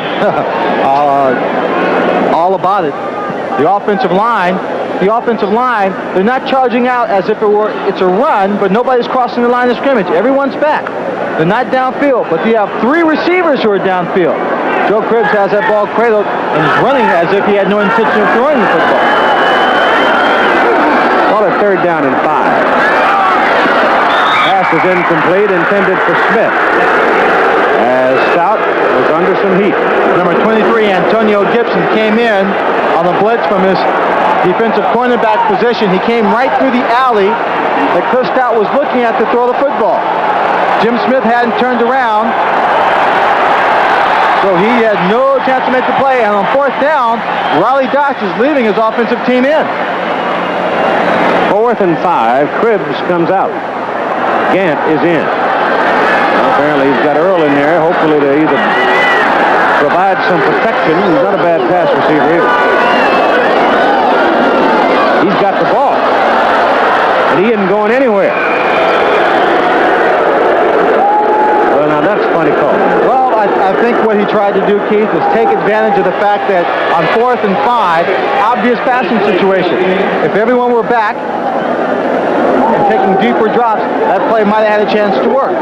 But as you mentioned about this ball club, they were going a little bit too much, east to west and not going straight down the field. They didn't get the blocking to make the play work. Here's some more bad news for Birmingham. Leon Perry, their blocking and starting fullback, and a key man in that offensive backfield, is down on the field with 5 minutes and 31 seconds to play in the third quarter. My only question I'm not questioning the call, I'm questioning taking your best runner out, Cribbs, putting in Gant. Now, Earl Gant's a good football player, and I've watched him for years, including his days in Missouri, but he is a step slower than Joe Cribbs. Yeah, maybe 2 steps slower than Joe Cribbs. Over their own 40.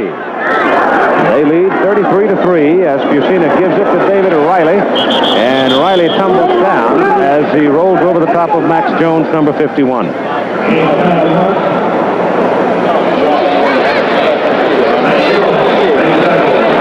They're still working on Leon Perry.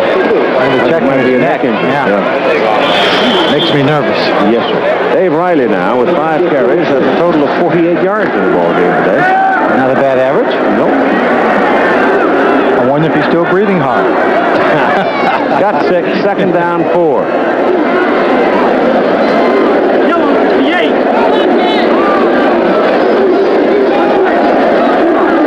Kelvin Bryant. Penalty flag as Bryant picks up enough yardage for a first down. Bohannon brought him down. Ed Humphrey will define it for us. Holding, offense. Keith, you saw where Piskey was going in motion? Yep. And he kind of stutter-stepped like he wanted to go upfield. The ball hadn't been snapped. Finally, it was snapped and he was able to turn up. A lot of those plays are designed to be called and the ball snapped. As you look at that score, the Gamblers, 21, Michigan Panthers 28. Gamblers starting to come back a little bit. So that receiver who goes in motion can make a block on the cornerback. If you get beyond him... Holding. Offense, number 89. Still second down. Steve Folsom tied in. If you get beyond the man you're supposed to block and they snap the ball, then the quarterback has, in effect, taken you out of the play. That time, if you see Piskey had a very difficult time getting back to make his block.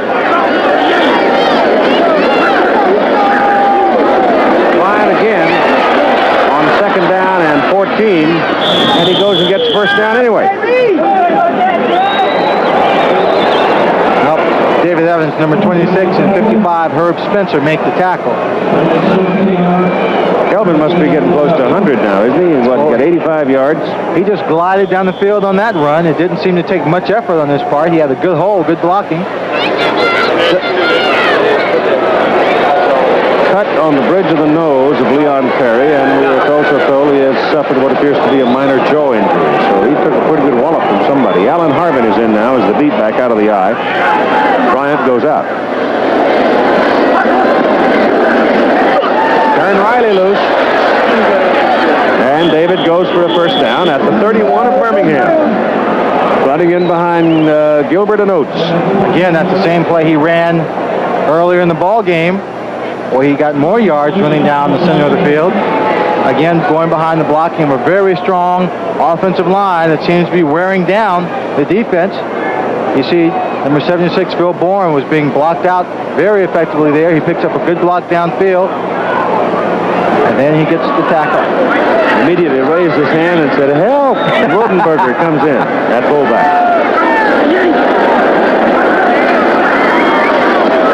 This is Harvin. And Alan Harvin runs for another Philadelphia first down. Close to the Birmingham 18, and they are doing it at will now. Alan Harvin was running behind, how should we describe Irv Eaton, number 75? I mean, at 6'6", 270 pounds, and a man who just seems to play with so much intensity. And right here showing a little bit of his foot speed. You see him pull right there, big number 75. He's getting around the corner, no one to block inside, so he keeps going, looking for somebody on the outside. He takes one, tries to take on two at the same time. Harvin benefiting. Just short of the 18.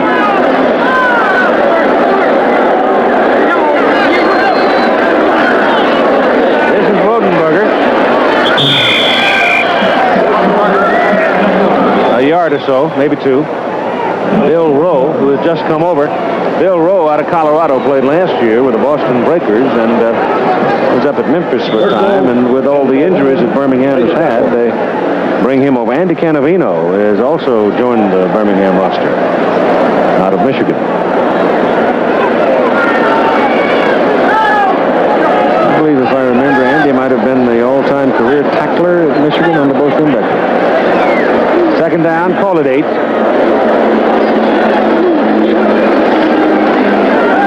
Yusina. Folsom's out of bounds, short of the 12. Hit by number 41, Fred Bohannon. Fred had him pinned on the sideline, so rather than actually wrapping his arms around him and making a tackle, decided he'd just hit him hard enough to keep him going out of bounds. 2:08 to play in the third quarter.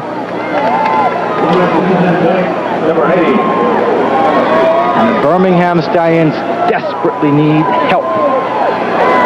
Well, it's a little late. You need a miracle.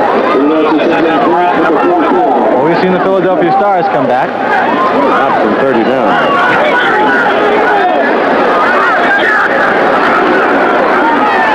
This is Harvin, and Herb Spencer gets a hold of him and finally gets a little help, and they get him down just inside the 10. So let's see. They had to go inside the 9 for the first down. They don't have the first down. Spencer made the tackle. And it's worth it. Oh, my goodness, that's bad news for David Riley. Possible separated shoulder. Oh, that's a bummer, isn't it? Yeah, it is. After, and playing so well so far in the season. On 4th and a yard and a half, they'll go. Bryant is back in. Then Rodenberger over there is the extra blocker on the right side. Give it to Bryant. And he's close. That's a first down. Stallions were trying to turn him into a wishbone there for a minute. Jeez, that's a real tough mark they gave him on that particular play. It might be close. It might be very close to the first down. Well, he had to go inside the 9. Where's the ball? Oh, it's inside the 9. It's inside the 9. Now watch Kelvin Brown when he gets his ball. The line of scrimmage is just the other side of the 10-yard line. He's a strong running back. He goes up in the air. He's got the ball out in front of him. I'd say he's closer to the 7-yard line, or the 8-yard line at least, in the air with that football. Birmingham holds and takes over. Well, a little help and a little break. I think we got screwed on that. Good job. That's a graphic description of it. Thank you, Coach Mora. I'm going to tell you that. We'll be right back. LA has won off 3 straight wins. We've got a new quarterback in the ball game now for Birmingham. Bob Lane in replacing Cliff Stout. Stout with a puffed up elbow has had a bad day, mainly because he's had to work so deep in his own territory. Very poor field position. Bob Lane, 6'3", 200, out of Northeast Louisiana, comes in at quarterback, and he's a good one.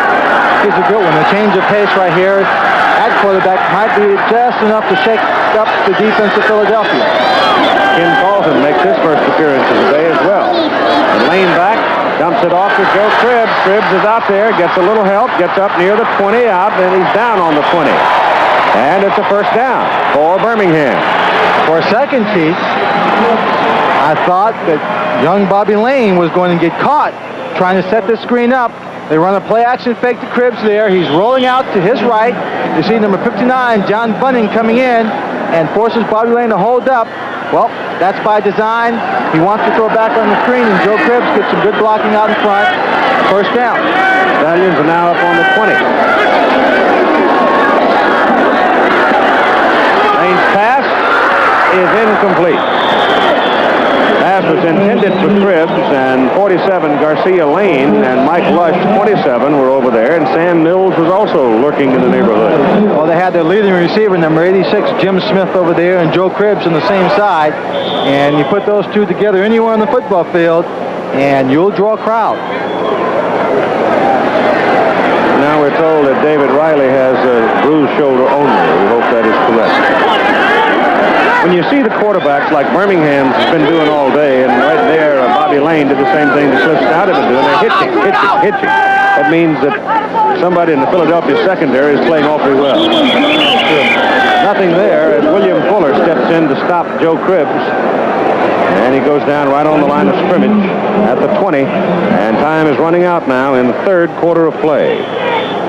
So the Philadelphia Stars lead after 3 quarters, dominating the game by a score of 33-3. And we'll continue after this message. Bob Lane in relief of Cliff Stout at quarterback. Pass is away, pass is incomplete, intended for Jim Smith. He was being covered by Mike Lush. Pete Kugler broke through to put some pressure on the passer. Now it's punting time. Let's check in again with Mike Adams. Keith and Lynn, the word on David Riley, the running back, is that he has a mild shoulder bruise, something that has happened to him on and off this season. It's the AC joint and irritation of it. But just talking to David, he wants to get back in this game. He knows he's on a roll, and he wants to go in and play some more good football. Mike, he's not too tired? Not too tired at all. When you're up by 33-3, you never get tired. You know that, Lynn. Thanks, Mike. Parsons in to punt with the wind at his back. Low kick, not much on it. Takes a Birmingham bounce where it is fielded by Garcia Lane. And Lane is thrown down at the 49. 43-yard punt by Parsons.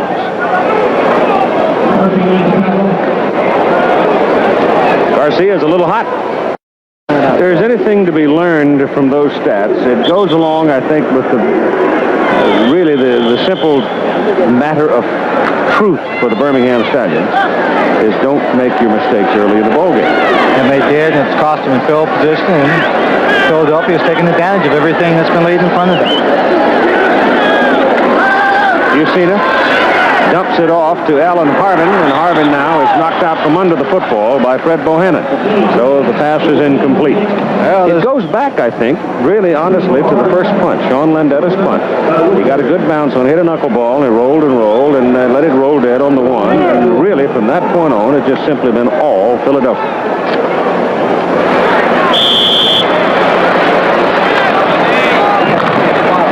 Ladies and gentlemen, the official just short of the 49 for Philadelphia on second down and 10. Their own 49.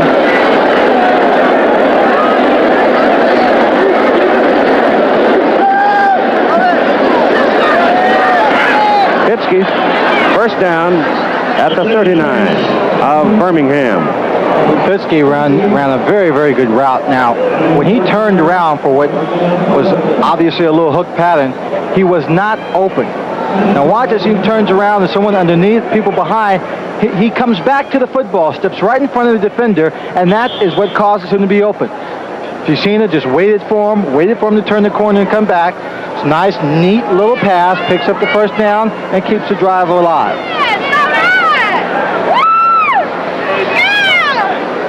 Rodenberger and Harvin are the setbacks behind Chuck Yusina.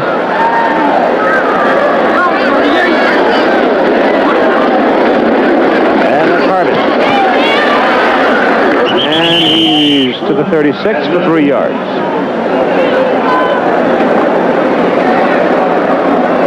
At 28-21 in Michigan, between Houston and Michigan. Big ball game in the Central Division.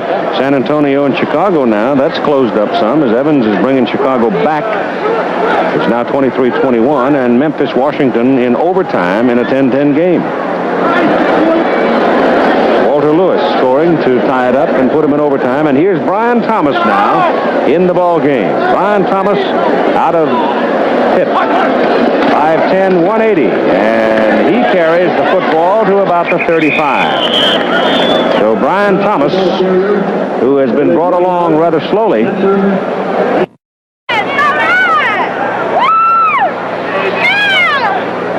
Rodenberger and Harvin are the setbacks behind Chuck Yusina.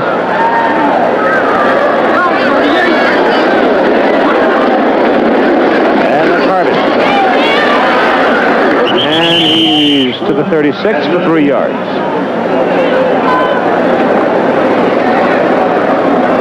At 28-21 in Michigan, between Houston and Michigan. Big ball game in the Central Division. San Antonio and Chicago now. That's closed up some as Evans is bringing Chicago back. It's now 23-21, and Memphis, Washington in overtime in a 10-10 game.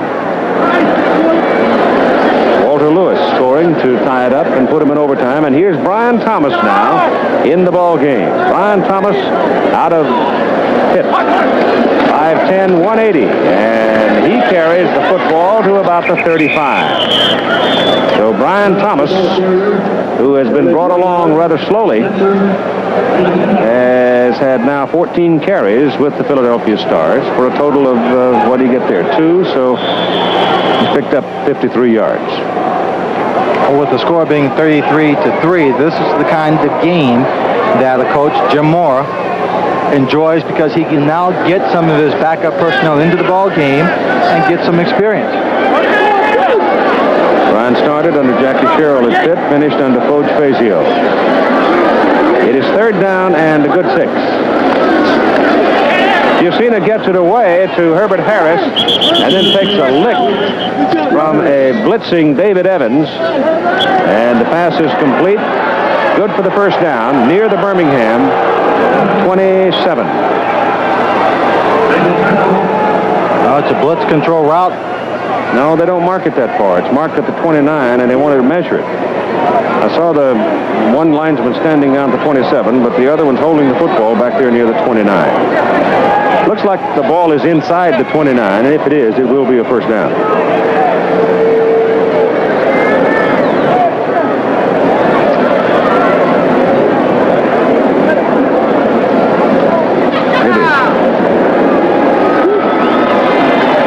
Birmingham will be at home with Jacksonville for their next game. Philadelphia will be at home with Los Angeles. The Los Angeles-Philadelphia game will be one of two we'll cover next week, the other one being Michigan and New Orleans. I don't think those breakers are through for the year. No, I don't think so. I think last week's game against Philadelphia played excellent football. It was just a tough game for them. They made too many mistakes. This is Brian Thomas trying to outrun number 21, Dennis Woodbury, and he's got no chance. Woodbury had the angle and chases him out of bounds short of the line of scrimmage with 11 minutes and 34 seconds to play in the ball game. Well, yesterday when I watched the Birmingham Stallions practice a little bit, they did seem to be a little bit tight. A little tense, 9-1 record going into a big match, and I think some of that's shown here in this afternoon. Let's not take away all the credit, however, that Philadelphia does deserve. I mean, they're playing a great ball game.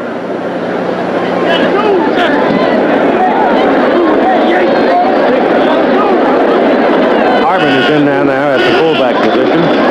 As Cucina goes back to throw, goes deep with it to Collier, and Willie can't get it. Woodbury, he had about a half a step on Woodbury and just could not quite get himself in a position to lean or jump for the ball. Both of them are running full stride.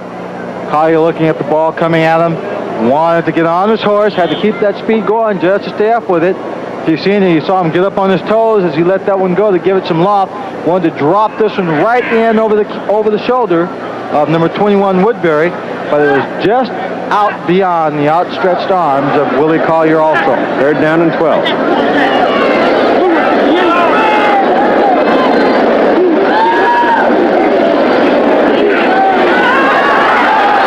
Collier again and can't come up with it, and they get tangled up. Evans and Collier get tangled up. They may call that one against Willie Collier. He might.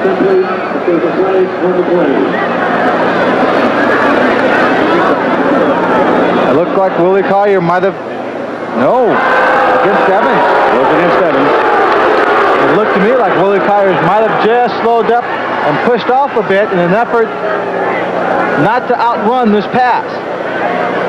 You see, he gets outside of him. He's trying to turn around, though. Now, let's see where the...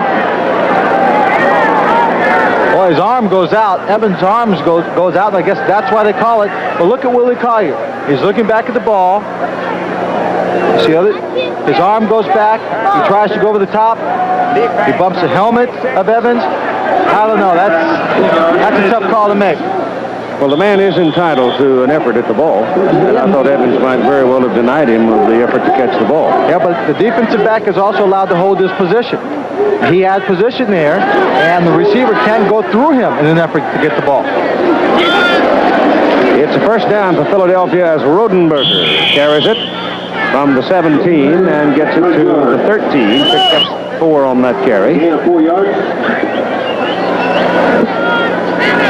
It has been all Philadelphia. Their record's now going to go to 10-1. Birmingham will drop to 9-2, still holding a 1-game lead over the Tampa Bay Bandits. New Orleans is at 7-3. New Orleans plays Monday night at home with Arizona. Arizona now getting some pressure pressure out in that Pacific Division in second place from Los Angeles. Los Angeles is now 5-6, and Arizona's got to win in order to stay in second place. This is Alan Harvin. And Harvin hits it into the 10-yard line and maybe the 9. Andy Canavino in the ball game now for Birmingham. Gets his name called. 6'1", 225, 24 years of age, number 57 out of Michigan.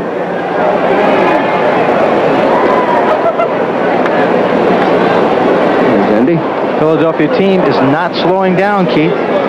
Unlike some other people we've seen in the past who have obtained big leads, they continue to be very aggressive, not getting overly conservative, marching down the field, long drives, trying to put more points on the scoreboard. Bucina rolls out, sends Donovan toward the corner, and throws short, intended for Folsom, and a good defensive play by number 24, Chuck Clinton. As it bounced off Folsom's hand. He's a little disappointed. Now, I don't know if it was tipped or not, but I think Clinton got a piece of it. Chuck Bucina here rolls out, and Chuck has got a lot of running room. If he should decide to do just that on this play, he can put pressure on the defense just by coming forward. He gets a receiver open, and no, I don't think anybody touched it. Just bounced right off the hands of Steve Folsom. 26-yard field goal try coming up now from Dave Trout. If he makes it, he'll have 5, and that will tie the USFL record. 29, 29, 25, 26, and 26.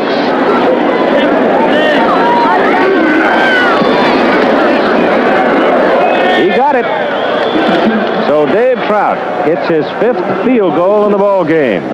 In a very quiet Legion Field this afternoon with a crowd of right at 50,000. This Philadelphia has just whipsawed the Birmingham Stallions. That big horse right there has been a great part of the story, too. That's Herb Eatman, 75. Dave Trout getting ready to kick off. He's 5'6", 165 pounds, but I think his right leg is 4.5 feet. Yeah, you're right. This is Earl Gant of Missouri. And for the first time today, off a kick, the Stallions are able to get a reasonable field position out of it. The ball comes out near the 35. So there they'll go to work with Bob Lane at quarterback in relief of Cliff Stout. And it's at this point where Jim Mora, I'm sure, will play everybody he can possibly play to, one, rest people. One of the great dangers on a hot day like this, or any time really in an athletic contest, and football in particular, is when you get a little tired, fatigue sets in, that's when you get hurt. And he certainly doesn't want to get his people hurt. Chuck Bucina has been under a lot of pressure with the blitzing defense of Birmingham. He's been hitting hard a couple of times. Lane's pass is away, and it is incomplete. Lush comes over and slaps it out of Jim Smith's hand. Would have been out of bounds. Lush, help from the rest of the Philadelphia secondary. 47, Garcia Lane. 56, George Cooper. They cut off most of the field, forcing Jim Smith into the sideline and reducing the throwing lane. Wally Dodge does not have in his offense, at least what we have seen today, any particular thing for the tight end down the middle. Tight end has not been effective in this ball game. I'm somewhat surprised. Heat's own. Lane gets it off. It's incomplete. 9:20 to play in the football game. Lane gives the ball to Joe Cribb. And Joe weaves around and finds enough opening to get to about the 43. Well, here's the little big man who's put himself in the USFL record book, Dave Trout with Mike Adams. Keith, about the only time we talk to kickers is when they choke a little bit, but Dave has done everything well this afternoon. You tie a USFL record with 5 field goals. Is your leg a little tired? I'm tired, but, you know, it's not that bad. I just want to thank the Lord that I got the opportunity, and great team, and glad to be here. Okay. Great job. And kicking into the wind, too. Thanks. About time.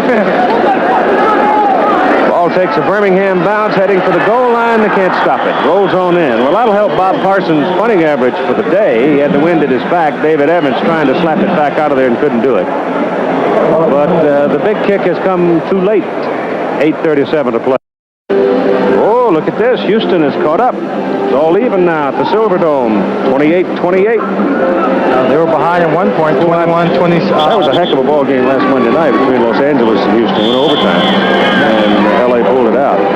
But when Jim Kelly takes a snap, that bunch of receivers he's got, they're like a covey of quail. They just go, they're like the bullets in a long-range rifle. They just fly. They're behind 21-0 at one time. That's right.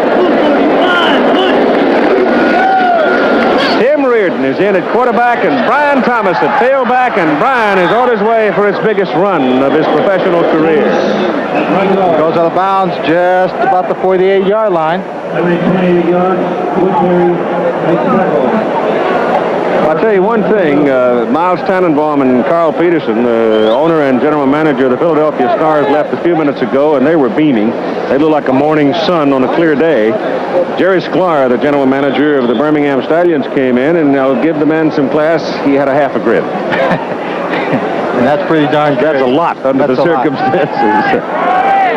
I think he realizes that, as most people have seen the Birmingham team play, that even though they're behind 36-3, they're a much, much better football team, and they just have had some bad mistakes today. Well, actually, they're a playoff team, I think, don't you? I think so. Their offense couldn't get on track.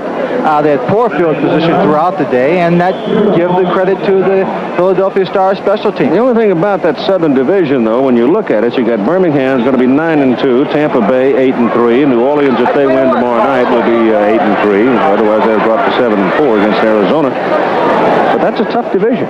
Well, I think when you look at the talent that the teams that are playing in the Eastern Conference, that's where all the strength in the USFL is. I agree. Michigan might disagree with us.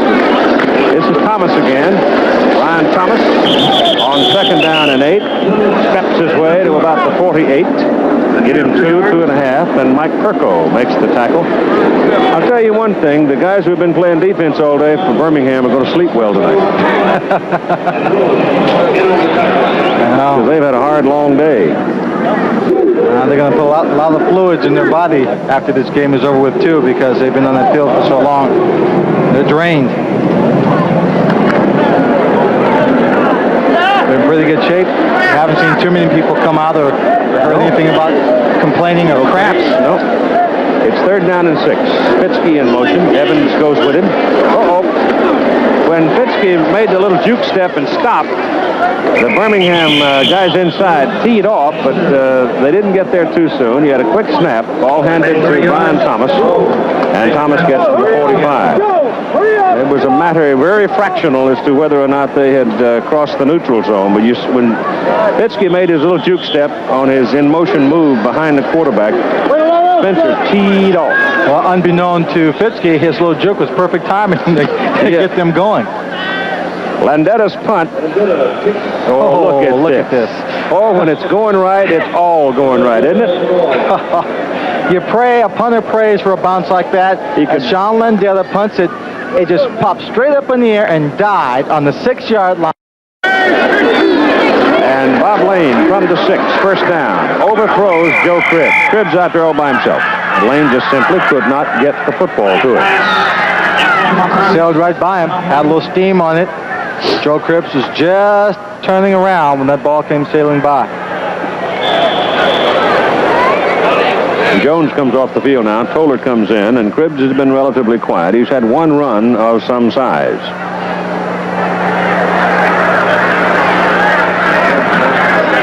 And so far, still, no running back has gained 100 yards against this Philadelphia team since it was put together. That's Cribbs carrying, and he gets it up to the 12. So they'll be looking at 3rd down and about 4. It also is the first time this season that any team has run for more than 100 yards against the Birmingham Stallions, but Philadelphia long ago went past that total. Birmingham has completed only one of its last 14 passes. So it's been an exercise in futility pretty much for the Stallions today. Don't you count them out. It's a good football team. It's just been one of those days. And here's Lane back to throw. And goes down the middle for Cribbs, and Joe's got it. He's got a 1st down. Out across the 40, up to the 42. Good little move there by Cribbs after he made the catch. All he did was slow up a little bit, let one of the defenders shoot by him. He lines up here, just shading the outside of the offensive tackle, gets down the middle of the field, wide open seam there. Number 20 is Mark McCants. He just juked there by waiting, let him run by. Of course, Philadelphia's in a position now with 5 minutes to play and leading by 33 points. All they're going to do is play center field. You can have everything underneath. Here's one to the sidelines to Smith, and Smith is caught and pinned down. Down on the Philadelphia Philadelphia 44-yard line. Brought down by Garcia Lane, and that's good enough for a Birmingham first down. Looking in now on other scores from around the USFL today. New Jersey won big, or is winning big, and the Washington Federals in overtime beat Memphis with a 29. No, I'm sorry. Memphis won that game, beating Washington 13-10. Walter Lewis ran in for the tying touchdown in the closing seconds of the game, apparently, and now Alan Duncan has kicked the field goal to win for the Memphis Silver. Lane goes down the middle with it. Joey Jones running after it. Got it. Touchdown. 44 yards.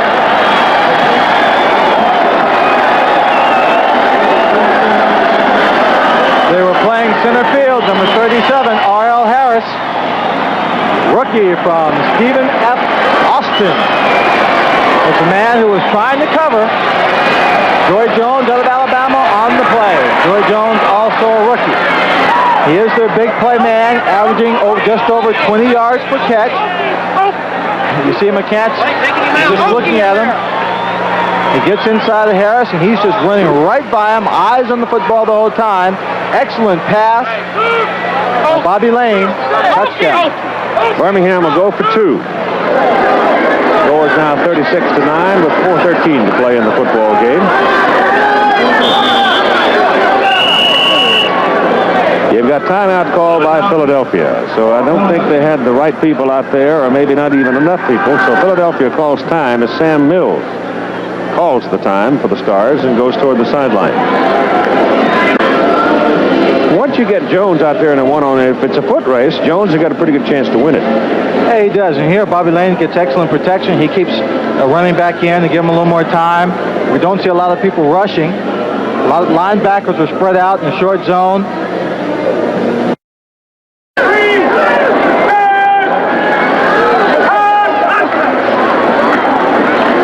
Lane gets it off, and it's caught by Smith, and it's good for the 2-point conversion. So that makes it a 36-11 football game as Jimmy Smith pulls it down. If the pass is on target, that's a very difficult pattern to defend. And Jimmy Smith has always been a pretty sure-handed fellow.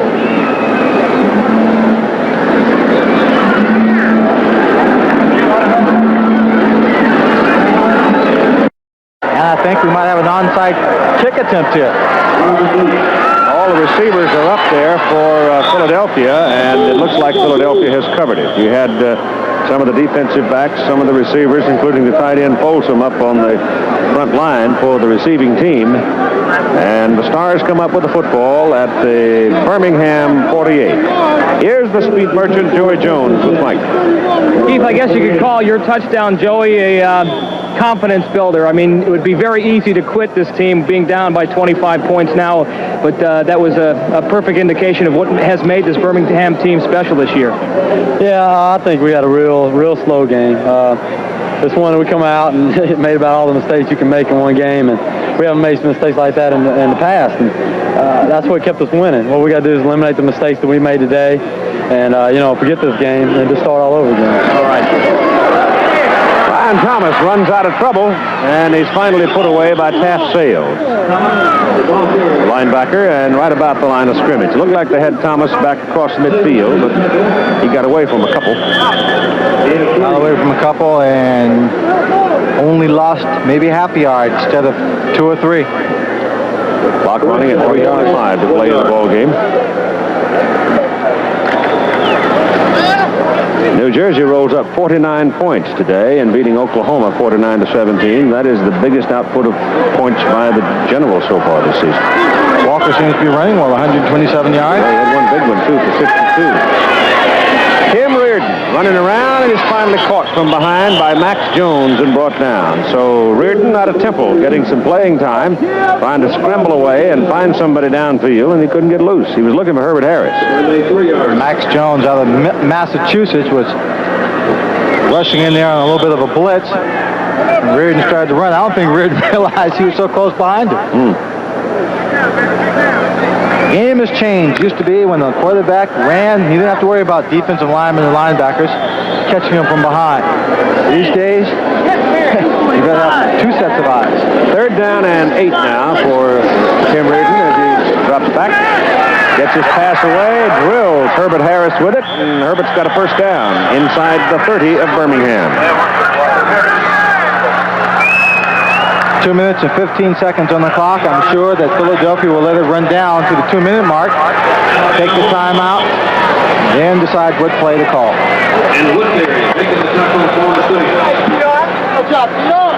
And that's what they're going to do. So 2 minutes to go in the football game on the timeout. It is Philadelphia 36, Birmingham 11. We'll be back for the final 2 minutes in a moment. Miles Tannenbaum's going down on the sidelines. Visiting now with his coach, Jim Moore. I wonder if it was the other way around if he'd be down there. And he'd be down there, not quite as happy. ABC World News tonight, Sam Donaldson.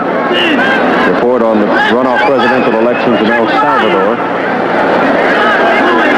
Another fine story in tonight's and today's news. This is Brian Thomas carrying the ball, picks his way through the crowd, turns in a good solid run down inside the 15, but you've got a penalty flag thrown back up around the line of scrimmage. So look out for that one. It may be wiped out. For those of you out on the West Coast, American sportsmen, it's holding against Philadelphia. You'll see the first American attempt to scale Mount Everest without the aid of any supplementary oxygen. There's been some oxygen used on the field today, I would think, in this kind of heat, humidity. Quite a bit. Story on Joe Cribbs today, and recapping the dominance of Philadelphia, and as part of the story, Joe got his over 100 yards, all right, 111 yards, but 54 of the 111 yards. Number 80, still first down. Came in pass receiving. He caught 4 passes for 54 yards, ran 12 times for 457.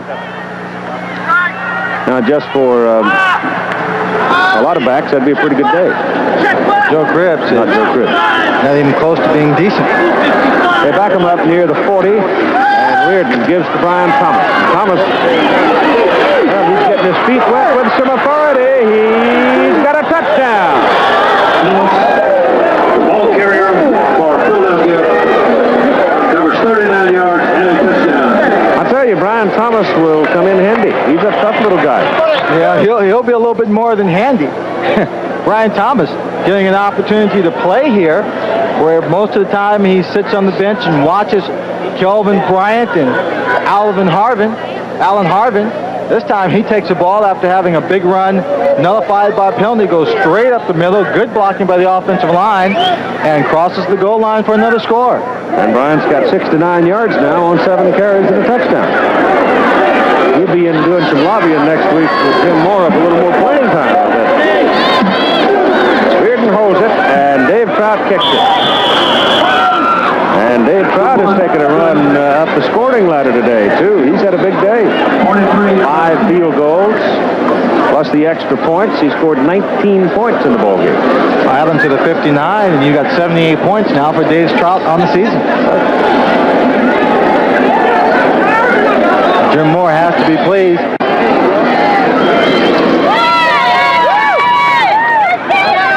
.43 points for the Philadelphia Stars. You've got 1 minute and 43 seconds to play in the ball game. We're winding it down. Today's ball game has been brought to you by Chevrolet, with the performance, the style, the innovation, quality, and value that make up today's Chevrolet. By IBM and the growing family of IBM personal computers. By Texaco, who also brings you quality automotive products you can trust. And by Allstate, we insure your home, your car, your health, your business, and your life. You're in good hands with Allstate. The kick goes into the end zone, through the end zone, and will be brought back. And looking at the scoring, now Trout had 59 coming in. I don't know how many points Herschel Walker scored today. I know he got at least 2 touchdowns. He got 3 touchdowns. So Herschel had 62 points. Plus 18, he has 80, so he'll still be on top of the scoring in the USFL. But Trout's going to be right there with 78, and his 19 points in today's ball game is a game record for a kicker in the USFL. Little guy used to kick down in the Amazon jungle when he lived in Brazil before he came up to Pittsburgh. Well, not in the jungle, that's right. Carrying the football is Earl Gant from Birmingham, 2 yards as he tries to cut it back against the grain. He can't get much out of it. And the Stallions right now, I guess, just willing to let this thing run on out and get this thing over with, and as soon as possible get it out of their memory. The only lesson to be learned here is simply don't get yourself wound too tight and don't make too many mistakes too soon, especially against a good football team.